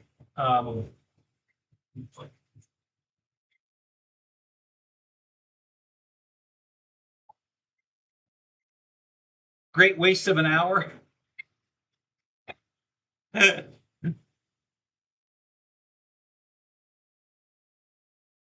So, I mean, right now on, I think it's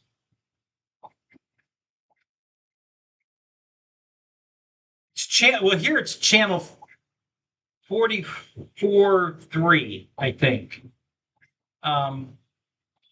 Every night of the week, all 5 of the originals: Star Trek original, Next Generation,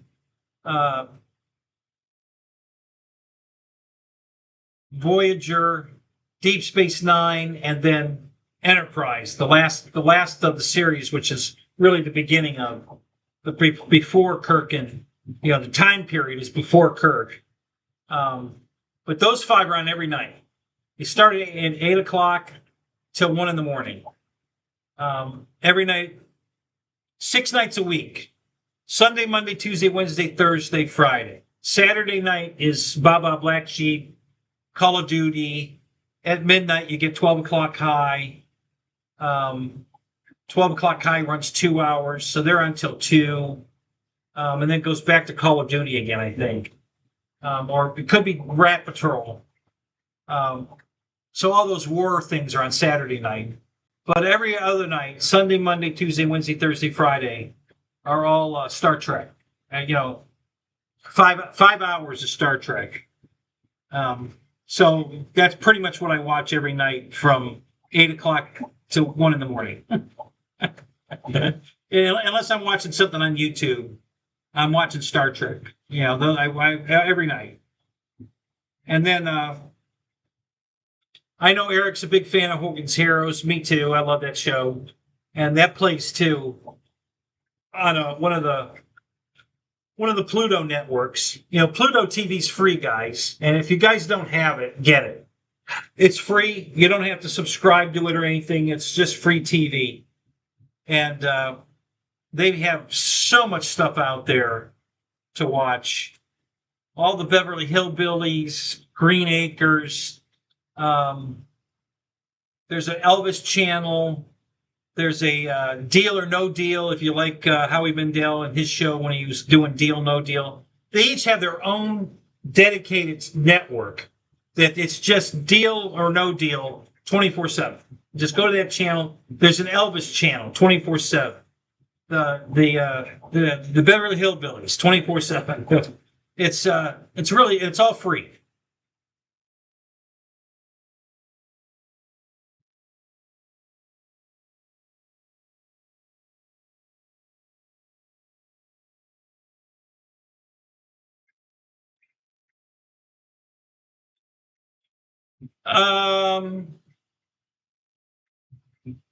What show was it?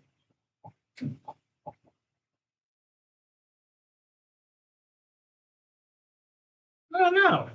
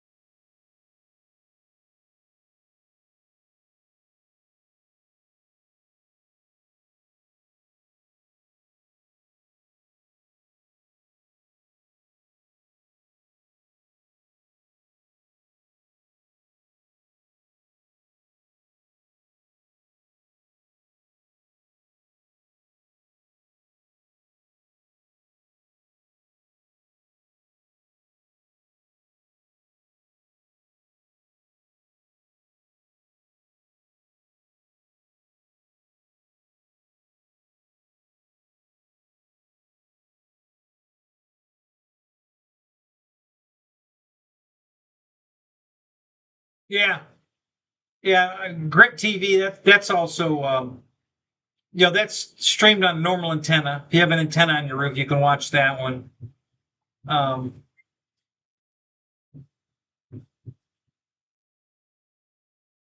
and yes, I have an antenna on my roof. I have an antenna on my roof, and I have network, cable, you know, so I get both worlds. I get to watch all the stuff that's on regular antenna piped into my TV, or I can switch over to the internet and then watch all of these other channels like Pluto TV, Hulu, uh, Roku, um, all those. So between all of that, there's nothing I can't watch. If it's not on network, or if it is on network, or if it's on one of the paid channels. Well, the only channel I pay for is Paramount, but they have pretty much everything I want to watch. So I don't. Deb pays for Netflix, but she doesn't know She can't remember her password, and she also pays for Prime. So she shares those with me, and I share the Paramount with her. For now, I don't know if that's going to change, but um, yeah. So I get all my TV from that. And if I'm not on YouTube, I'm usually just on my network TV. All the old Last Man Standing, Tim Allen, Home Improvement, Tim Allen. That's all comes across normal TV. Probably Grit TV. I actually think it might be. That comes over my antenna.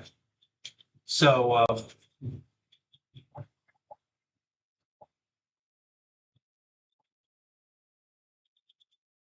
Star Trek's going to be on Me TV. Yeah, I don't know what. Let me see what channel it is here.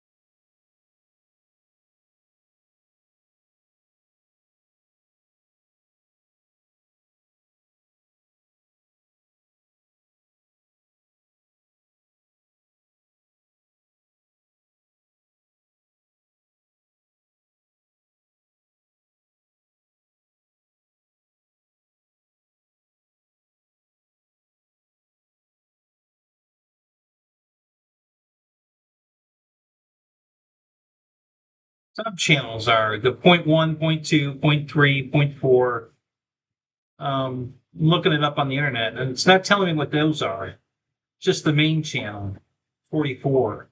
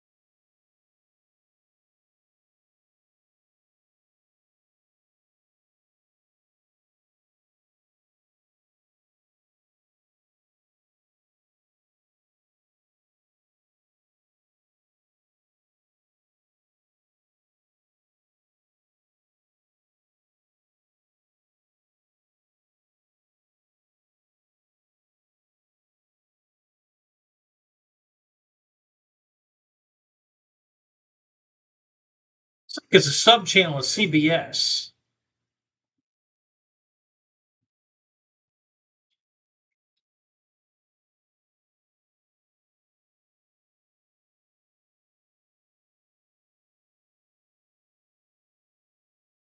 Anyway, yeah. So Grit TV and Me TV, I get all those over my antenna. Um,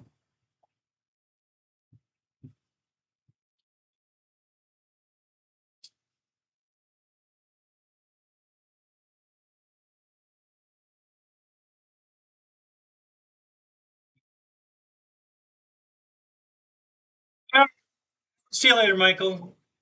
We'll probably see you in a couple hours.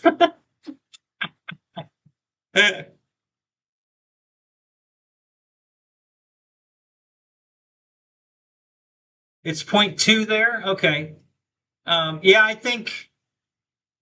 Yeah, I'd have to go in the house to check it, but I think Grit TV and Me TV they're two separate channels. I just don't remember what their numbers are here. But yeah, Grit TV and Me TV are two different channels, and they have a lot of the old stuff on them.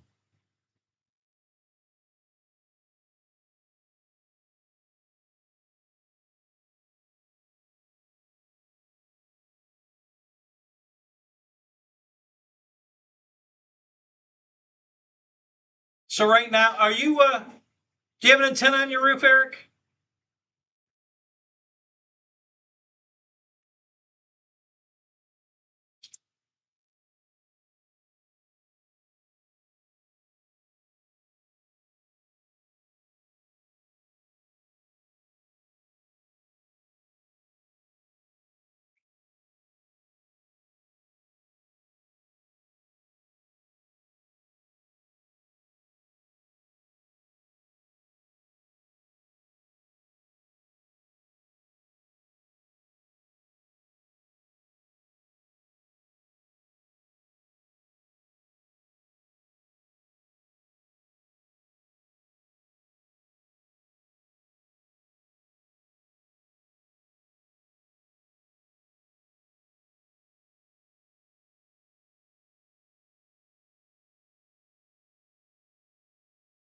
All right, we're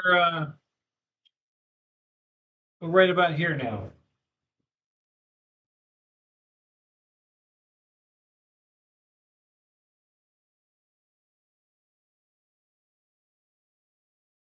So that's where we're at so far. What time is it? 11 o'clock.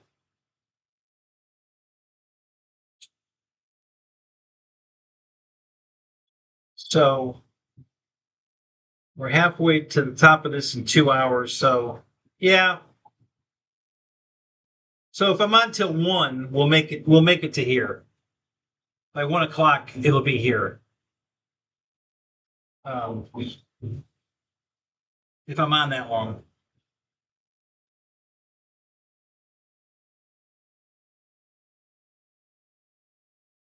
I'm pretty sure it'll finish this time with the extra glue on the bed and the extra heat. I think it'll stay on this time. I hope so.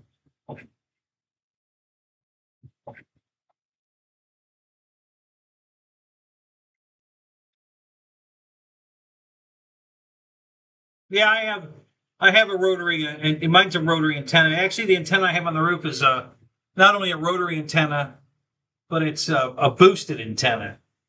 And I bought it cheap. It was on eBay for like $38. The first one I bought quit in about a month. I contacted the guy, and he says, "No problem, I'll send you another one." And he sent me another one. That one's been working fine. So, and it's been working for years now, and it works great. So, but yeah, I can rotate the antenna and stuff. And then of course, my camper has an antenna on it too. So we're gonna have a camper antenna also. Um, but yeah, I remember back in probably about 66, 67, my dad put a rotary antenna on our roof so that, because he was a big football fan, he wanted to watch the Browns play. And every time they were a home game, we'd have to grab the signal from a TV station farther away from Cleveland than where we lived, so he could watch the game. So he put a rotary antenna on the roof, and so I'm very familiar with that. Grew up with that. So that's why I bought this boosted antenna, is so I could do the same thing. If I'm watching a NASCAR race or whatever, I can switch the channel. I can switch the antenna to a different. Like I can point it toward Gainesville. Right now it's pointed toward Tampa, but I could point it towards Gainesville and then pick up all their channels. And so it's cool. I like it.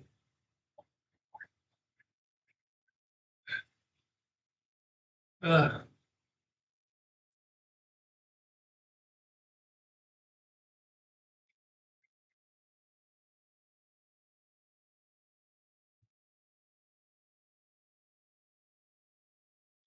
Jeff from Lower Alabama, what's up? How you doing, man? Bet you just woke up from a nap.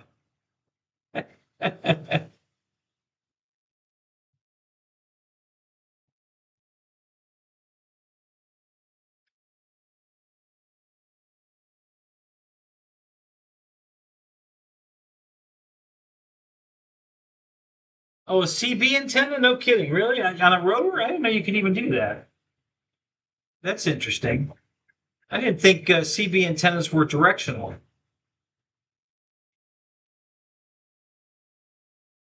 Yep, I was right. Jeff just woke up from a nap. Hey.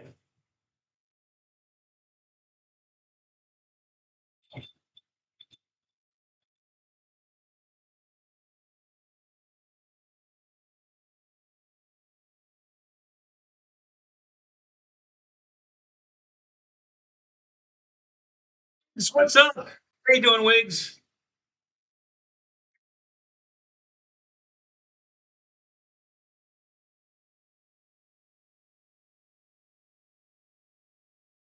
Yeah, I used to have, I still have a bunch of CB radios, but I used to have a big antenna on the back of my car, big whip antenna.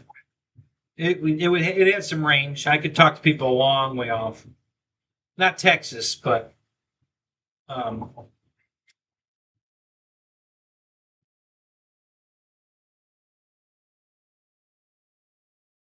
I was in Ohio, east side, and I was talking to somebody in Pennsylvania once. So hey, I know that's only about maybe a couple hundred miles, maybe 150 to get to, from where I lived to Pennsylvania was only about 150 miles. That won't even get me out of Florida.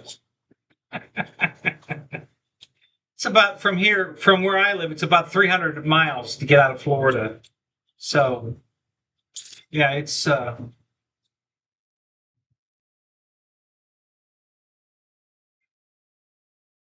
about 200 miles to the other coast. So from here to Daytona, is about 200 miles, maybe a little more. But going north out of Florida, it's about 350, I think, to get out of the state. And then it's another 350 to 400 miles to get to Miami. So,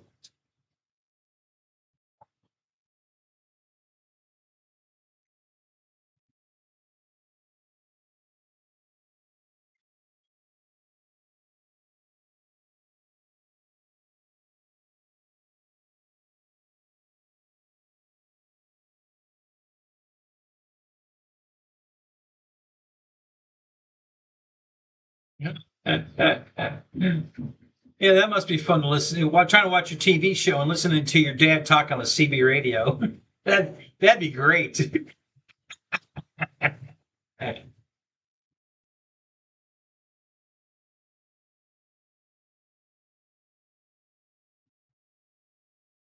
Uh,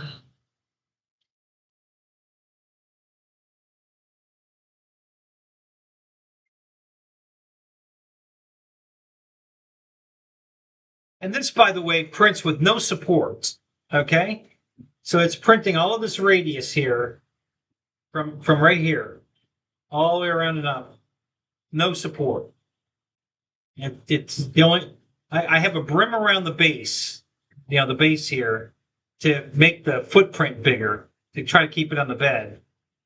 But yeah, there's no support whatsoever on anything. All of the guns and everything that protrudes out of it doesn't need any support.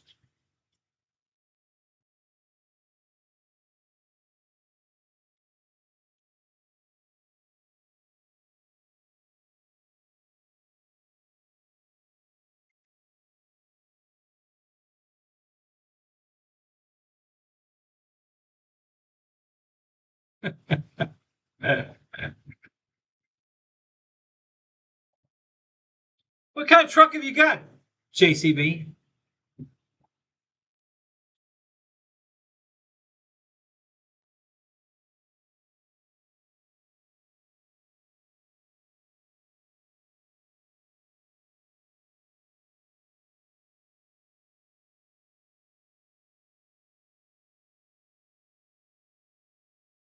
That was their call handles. That's funny on the CB. Screwdriver and Ladybug. That's funny.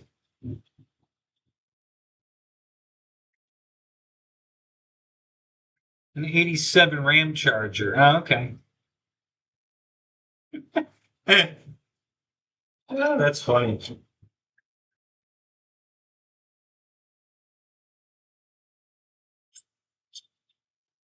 Were you trying to talk to ET with all those antennas?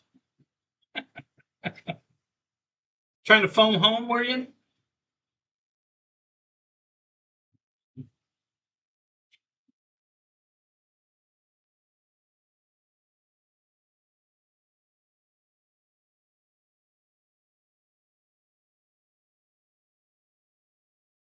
Oh, no kidding.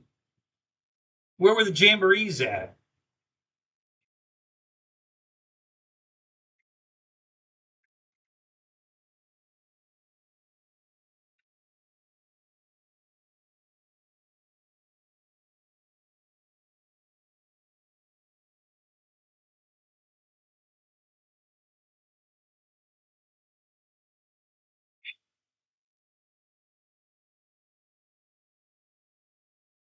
Yeah, my brother got his ham radio out license when we were kids, and we had a big antenna strung across the backyard, and he was talking to people all over the world. It was amazing.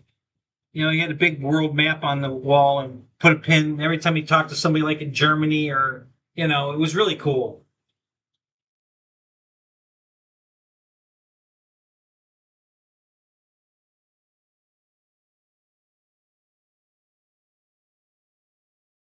Back then you had your WX whatever call on a postcard, and then get the guy's address and send him a postcard of that was a big thing back in the day. Everybody had a postcard of their channel and where they were. So people would mail him the keys, and he'd pin them up on the wall. We had all these cards on the wall, and of course he'd send his out. And yeah, it was cool. It was very cool.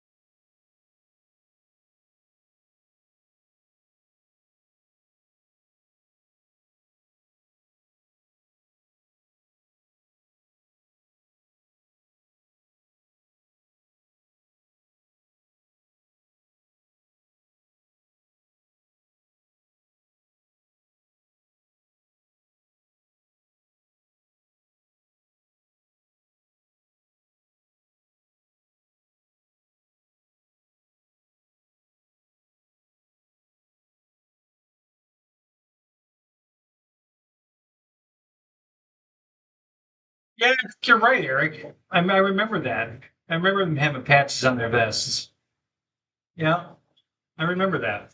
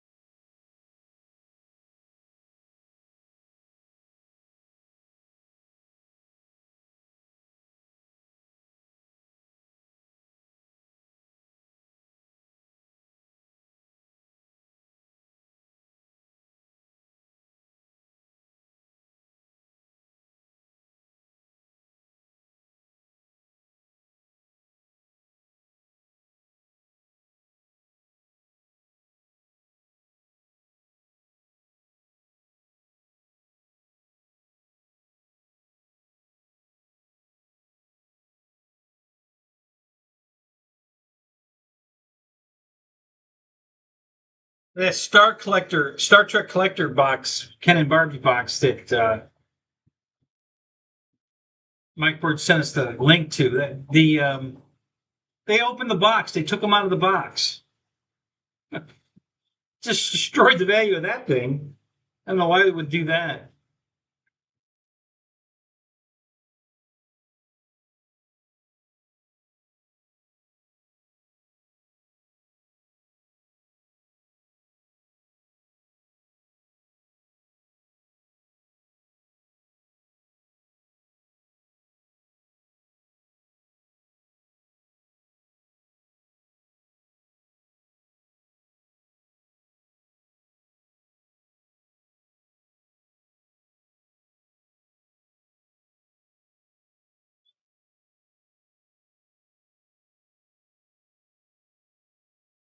I printed 4 of these.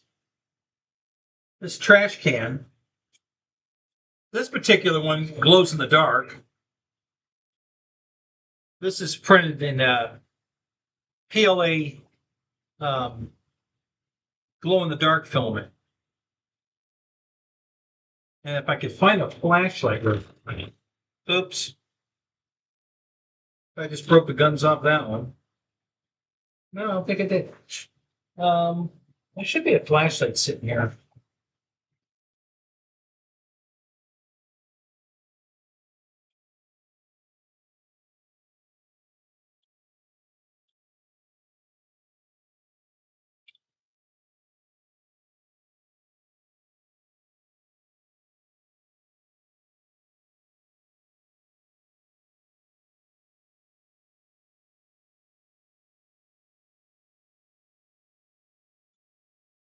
Hmm.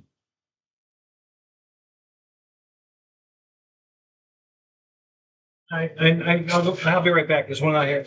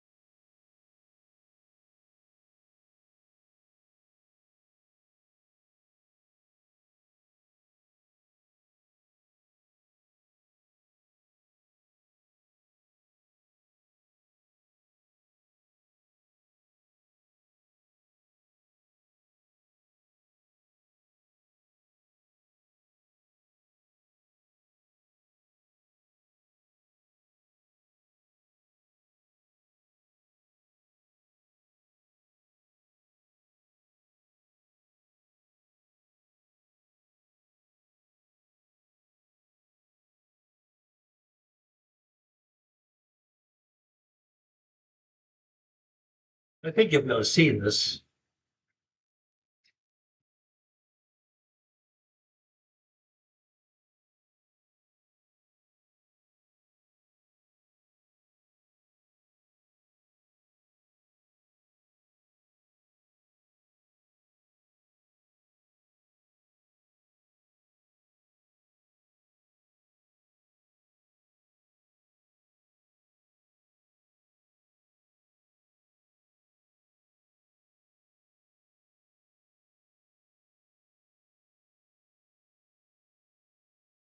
Yeah, it shows up down here. Too many lights up here.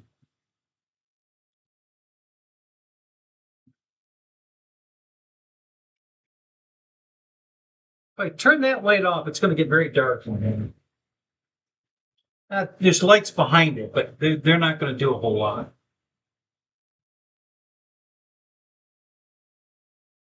Yeah, let me try it anyway. What the hell? Hey.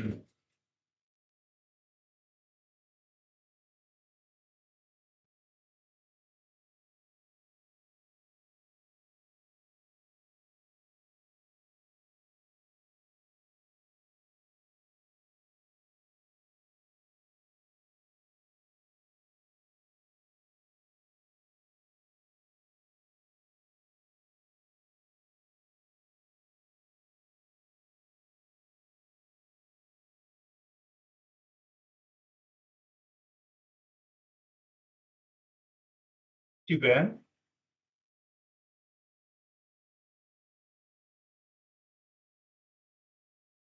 So the shadows, the lights that are lighting up the room now are behind the printer.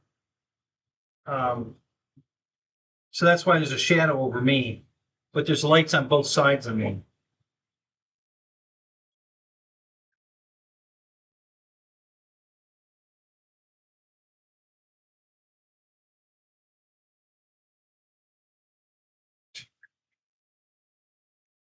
I think you'll be able to see that.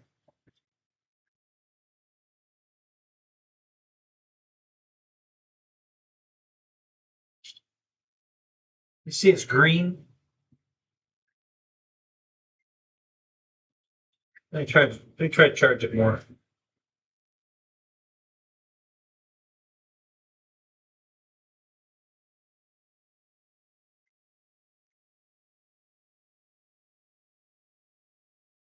I guess I could concentrate right here.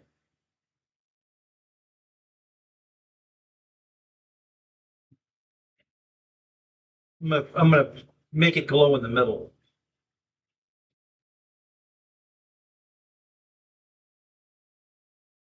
Yeah, I can see that.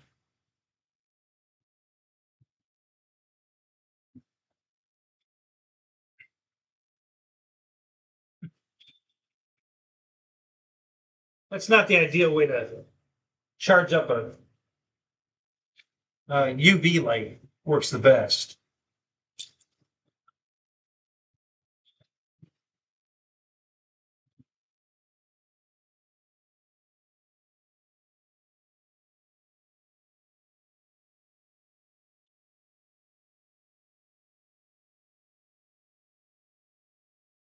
Anyway,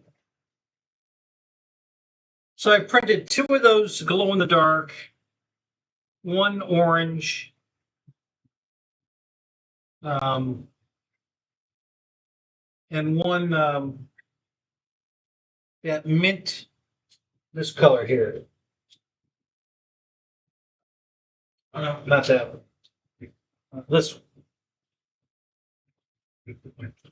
This like aqua turquoise or this is the prettiest one. That very trash can in this color really looks good. It's like a light green blue color, and so I printed a trash can in that. The orange, this orange here, and then 2 glow in the dark. Now the glow in the dark ones are AVS because I thought they'd be stronger. So we'll see. But the other 2 are PLA. The orange one's PLA, and the blue, that turquoise blue. That's PLA. So that's not the super strong material. It definitely doesn't work out in the sun. If you put that in the heat, the sun, it'll melt. The ABS one won't. I could set that out in the sun. It won't. It'll just charge it up. It'll probably glow for a week if I left it out in the sun all day. But yeah,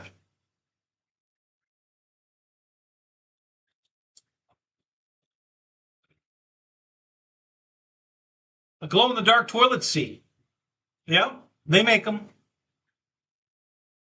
I can get that at Spencer's.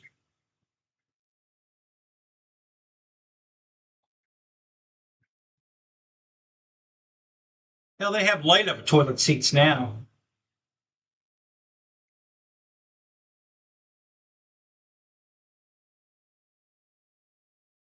You get a toilet seat with blue lights underneath the so it turns the bowl blue. Yeah, they have all kinds of toilet seats like that. Crazy stuff. Like the red, green, blue changing LEDs. Rolling patterns, all that crap. Yeah, haven't you ever looked up light up toilet? Look it up, Eric. You'll laugh your ass off. You won't believe what they make in toilet seats. It's ridiculous.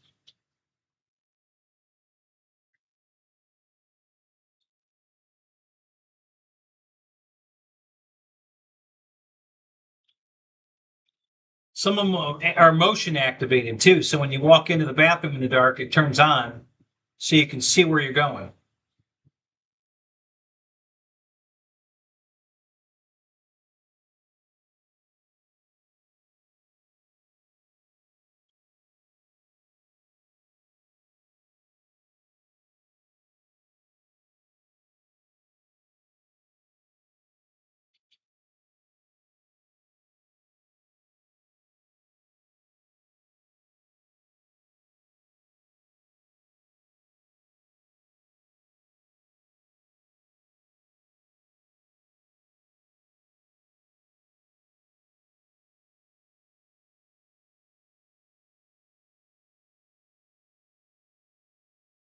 Wow.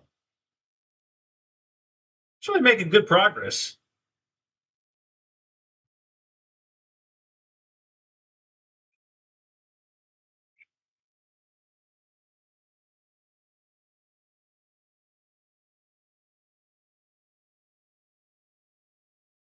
An 11-hour print, but um, because it's 300 millimeters tall. I stretched it as big as I could make it in that printer. So that the limit to that print is 300 millimeters. So that's how big it is. It's 300 millimeters. That's as big as I can make it without cutting it in half. Like I did with my Captain America shield. I could put it in 4 sections and make it, gigantic, which would be pretty cool. When you think about it.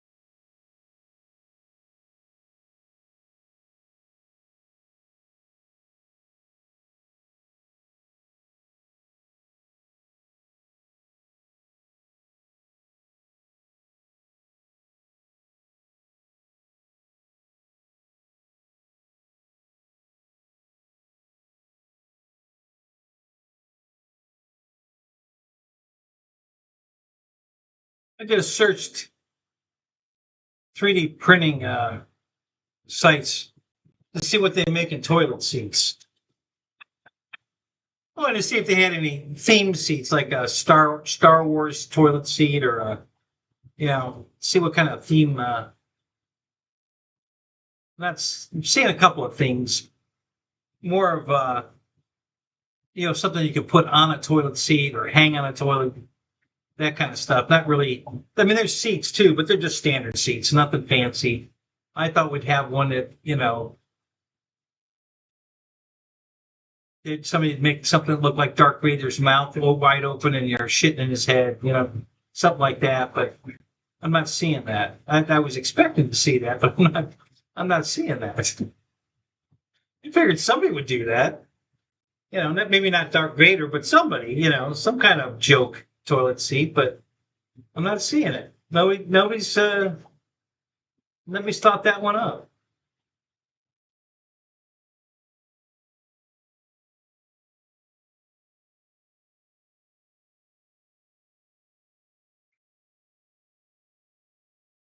Yeah, no, nothing like that. Just some pretty normal stuff, basic stuff.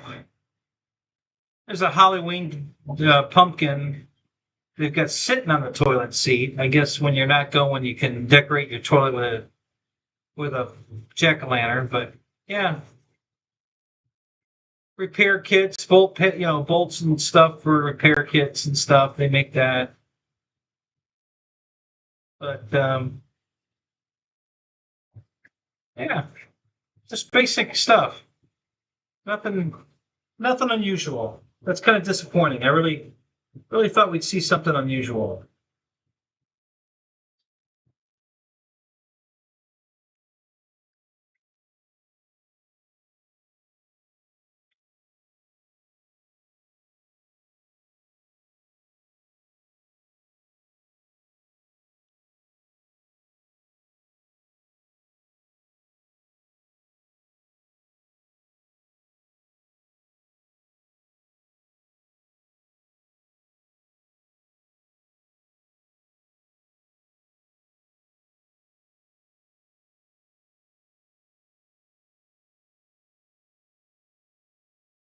I must have missed that episode. On Andy Griffith, he got the toilet seats to salute. Yeah, I missed that one. I don't think I saw that episode.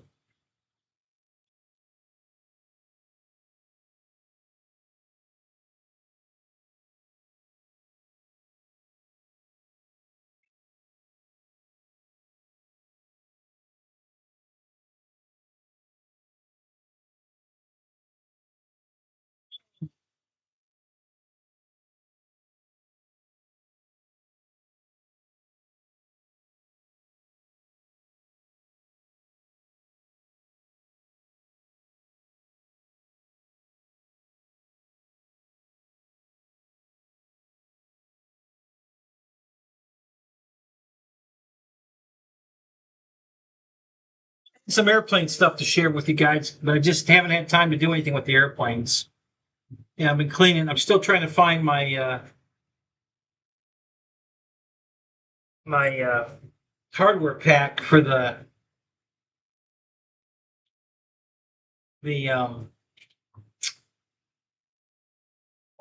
Husky. So I put that together. Saturday night, 4th of July. Probably going to go live from the flying field. It's a Saturday night. I bought runway lights. We're going to have the runway lit. I've got 48 runway lights. We're going to have 500 feet of runway lit up. And a lot of night airplanes, a lot of night fly. So I'm going to do the show live from there. I haven't decided.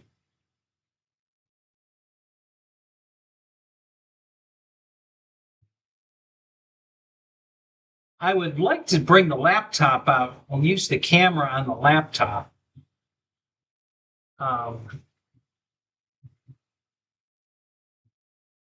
Or this remote camera.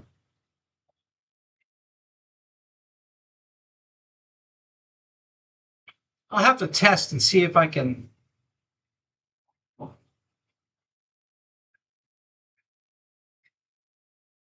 See if I can broadcast the show from the laptop onto my phone and then send it to you guys through my phone. I know I can go live on my phone, but the camera on the phone is not that great. It would be a lot better to use better cameras if I can do it. I'll have to look into that, see if I can't make that happen. If not, we'll just, you'll have to watch from the phone.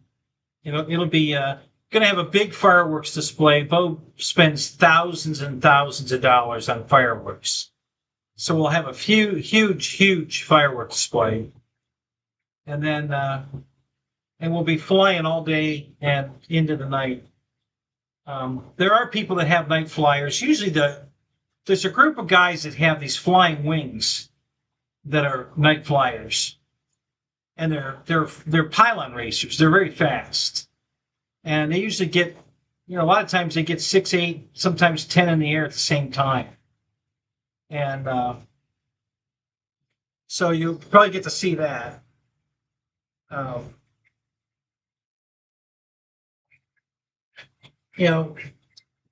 think last week we were talking about making planes out of that, corrugated signboard material. That's what these are made out of. The wings that they fly are made out of a corrugated material. Because it's a little stronger, a little stiffer, can handle the high speed better. And the lights can shine through them. So, because the guy that builds these for everybody puts all different color lights in each one. So there's no two that look alike. They all have different lights in them. So yeah, you should be able to see all that. I got a whole bunch of night fly airplanes. So yeah, we should have a good show for that.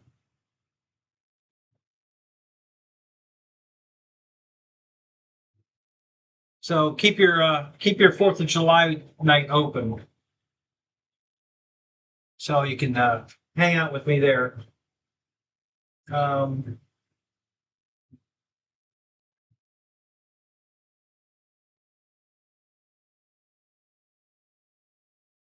Uh,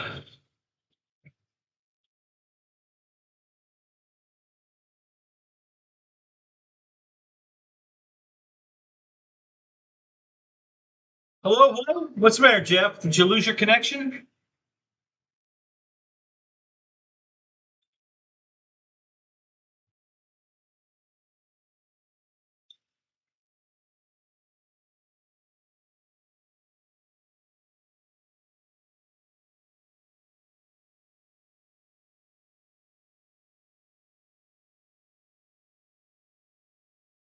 It's from the movie.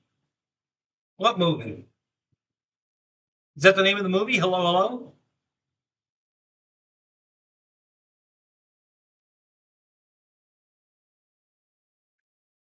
Oh, what's it called? Yum from Sergeants? I don't know that. I don't know that movie.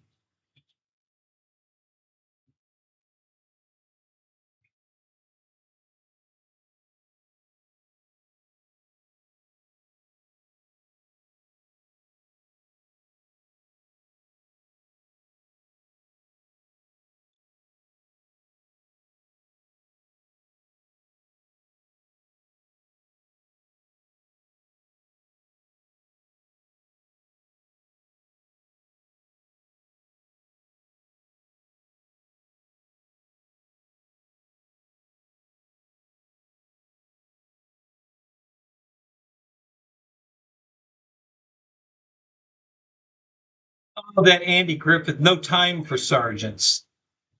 Um, I think I've seen that movie.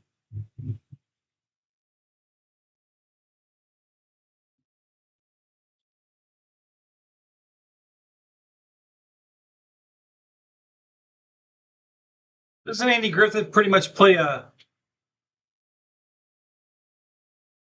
play Gomer Pyle, basically, in that movie.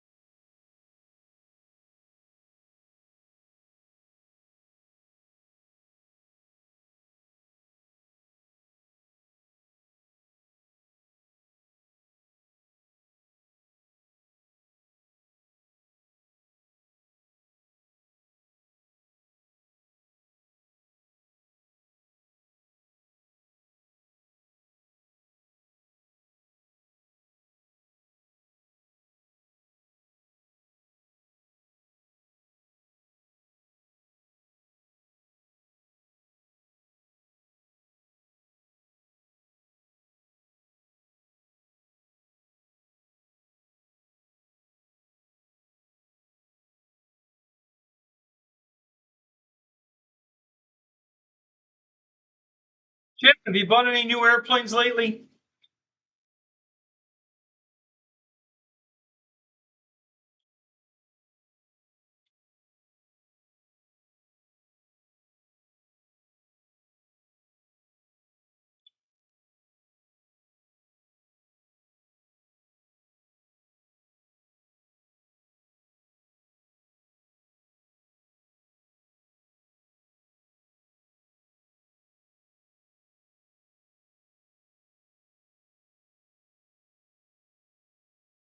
Missed it?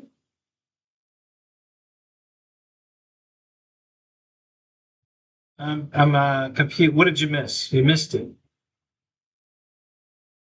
I just wondered if you'd bought any new airplanes.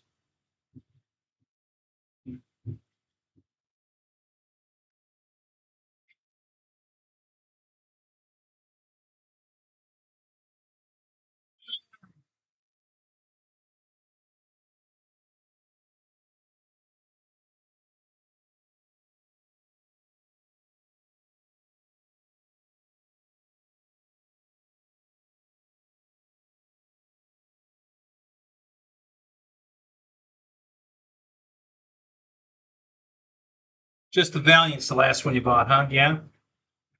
Well, that's cool. Yeah, I haven't bought. Trying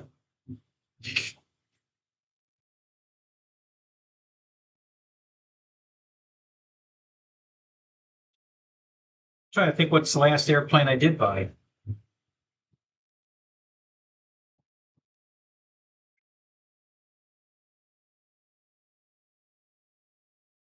Probably the P-40, the FMS P-40. I think that might have been the last one I bought.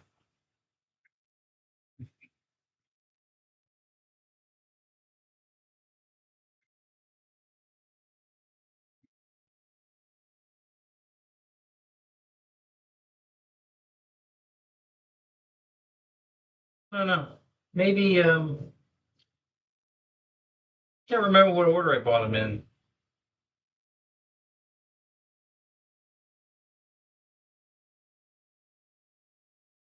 Might have been the extra 330, the one that E-Flight came out with. Might have bought that one.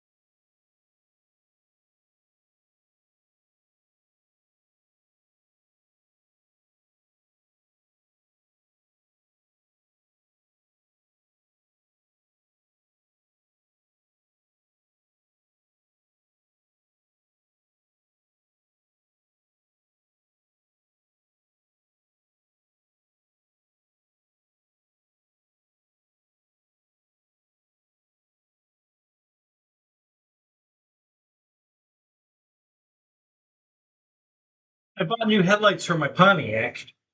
Just remembered that. I think I talked about them last week. They came in Thursday. I think they came Thursday or Friday.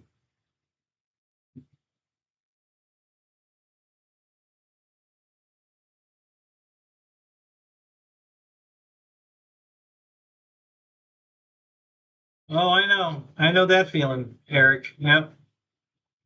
Yeah, I know. I know exactly what you're saying. That's why I'm kind of stalled right now. I don't have the money. I've got enough wood to build all the rest of the walls.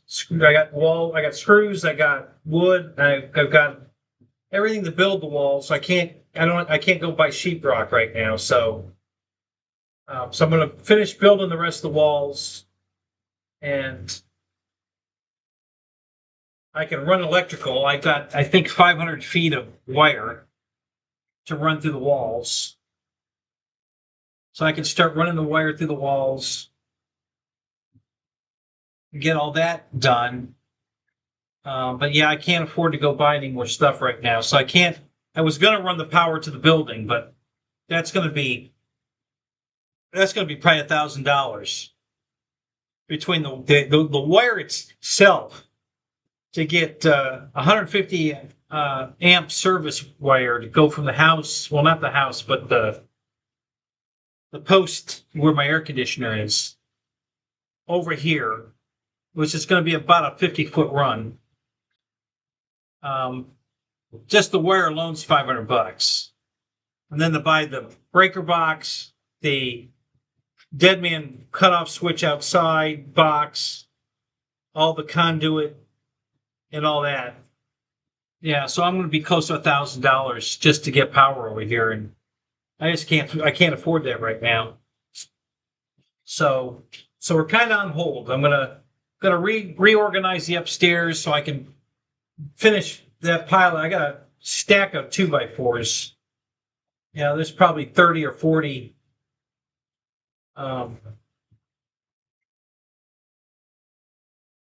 Well, probably closer to 50. I think there's 50, almost 50 2x4s up there, 8-footers. So I can build my walls for the upstairs apartment out of that wood. So that's what I'm going to do right now. Um, that's what I'm going to start working on, is get that done. Start running the wire through the walls upstairs and down here. Try to get some of the wire run. So I know. See, I drilled three holes in every 2x4.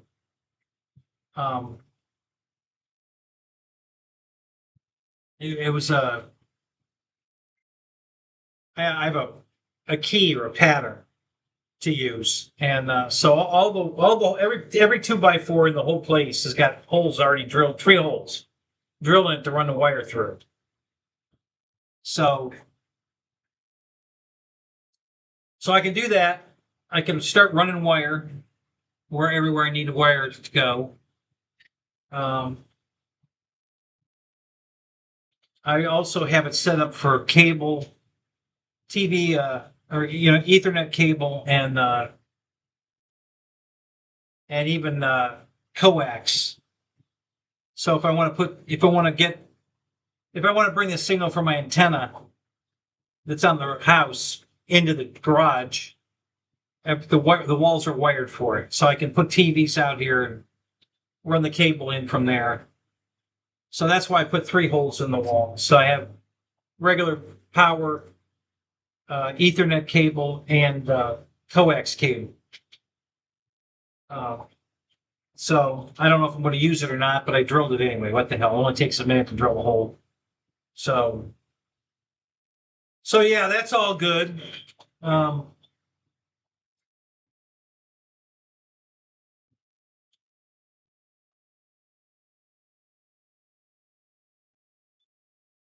Is that a fucking broom? I think I just found a broom I've been looking for. It's behind the fireplace. I don't know what the hell it's doing over there. I think it's a broom.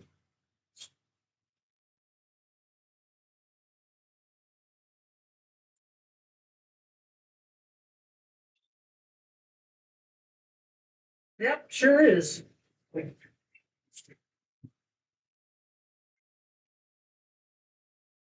Why the hell it's back behind the fireplace? All right, well, that was fine tonight. That's good. I don't know how in the hell I missed that. It's just been sitting there all this time. I'm looking everywhere for this damn broom. So that's cool. That'll be helpful.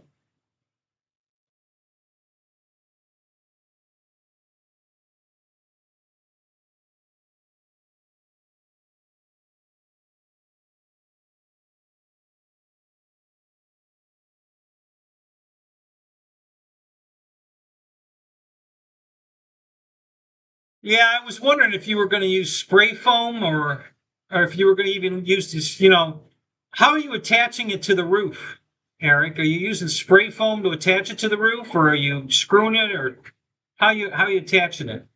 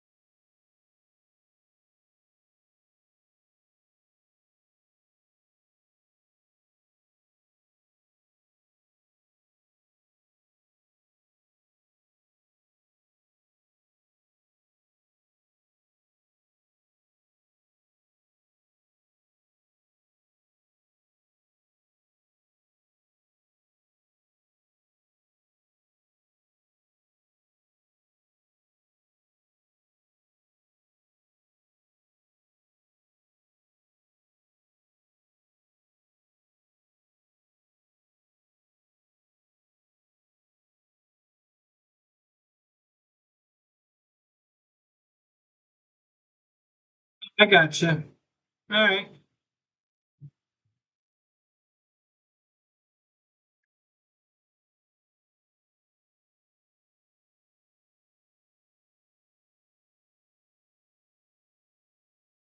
Yeah, I've been debating whether I want to just on the area of the garage that'll be above the apartment area.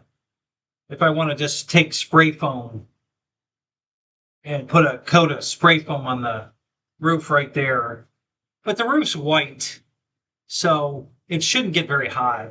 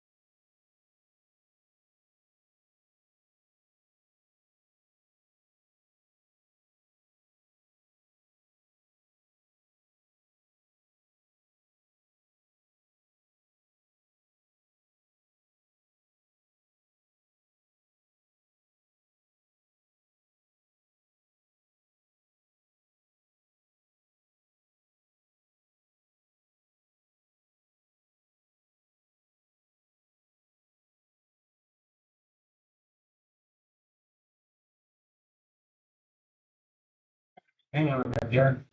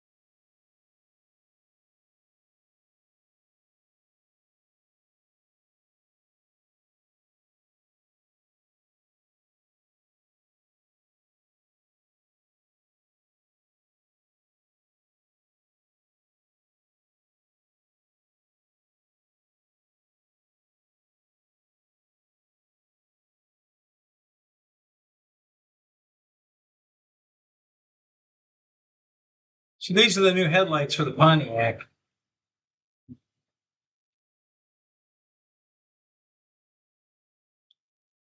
They're close to the factory ones, a little different, but the factory ones are too expensive, so I went with these. The only real difference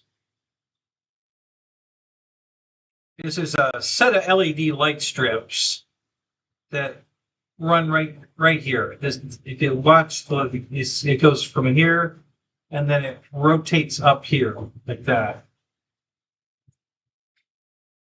It's a projector bulb. It's got a halogen. I think there's a halogen bulb in the projector lens. There's a halogen bulb for the high beam, and then there's a marker light under here, and then a turn signal here. And then this row of lights that goes down and it curves under. There's a second set of lights. So they were only $197 for the pair. Yep, 12 o'clock high's coming on, I know. Yeah. I'm going to go watch it. Bye.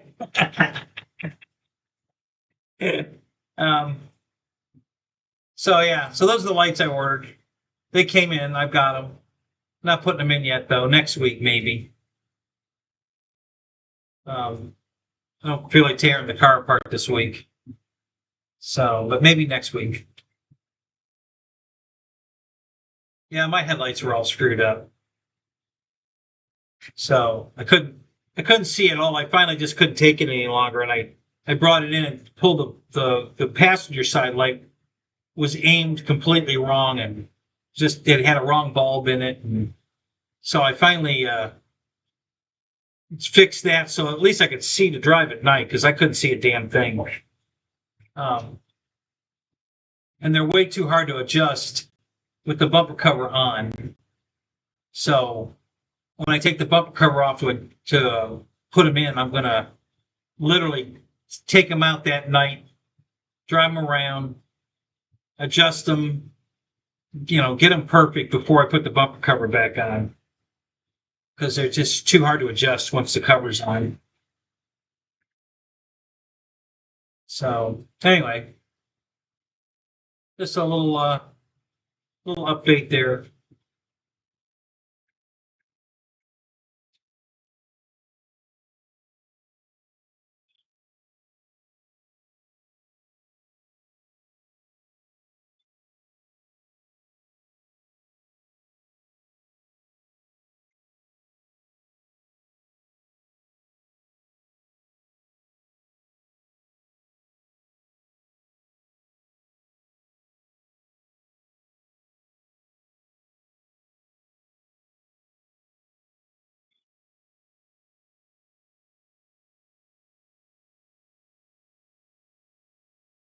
What's going on there?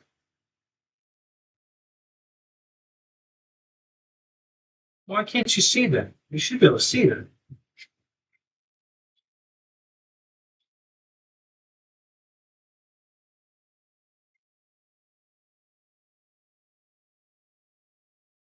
Well, that's really weird. Hold on. What's this going on here? Oh, all right. I screwed that up. Hang on.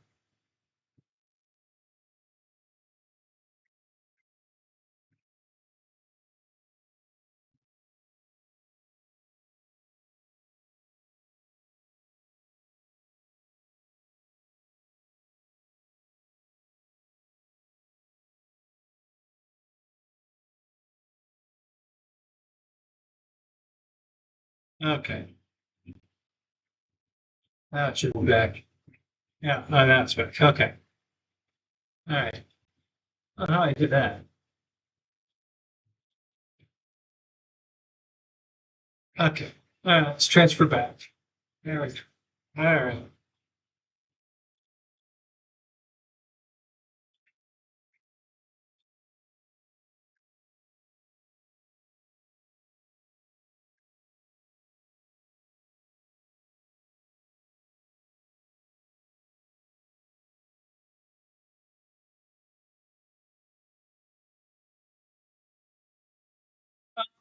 Things you can put up there, Eric. You can either put um, a piece of plastic up there that would lay over the. You would attach it to the top of the building and let it lay down. Thick plastic that they use. If you're walking into a cooler at you know a meat packing place or whatever, they have those strips that you just walk through. It's that heavy plastic, clear plastic. You can see through it, and they walk through it. And then they reline up the seal up.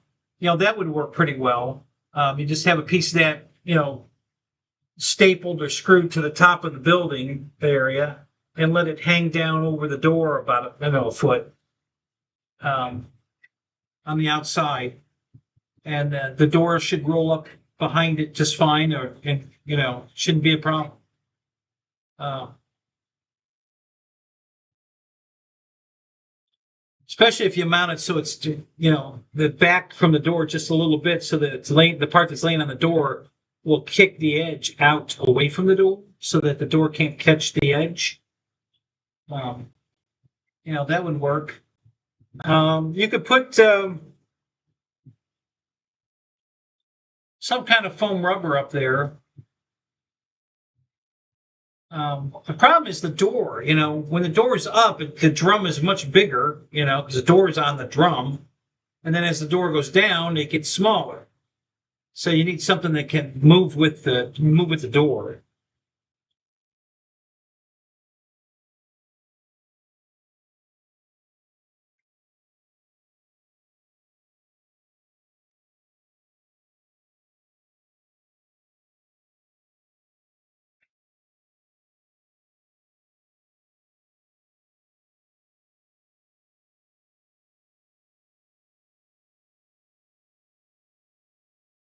All right. Well, it looks like everybody's taking a nap or something. So I'm going to go watch 12 O'Clock High. So I'm going to get the heck out of here. Last update. So now we're up to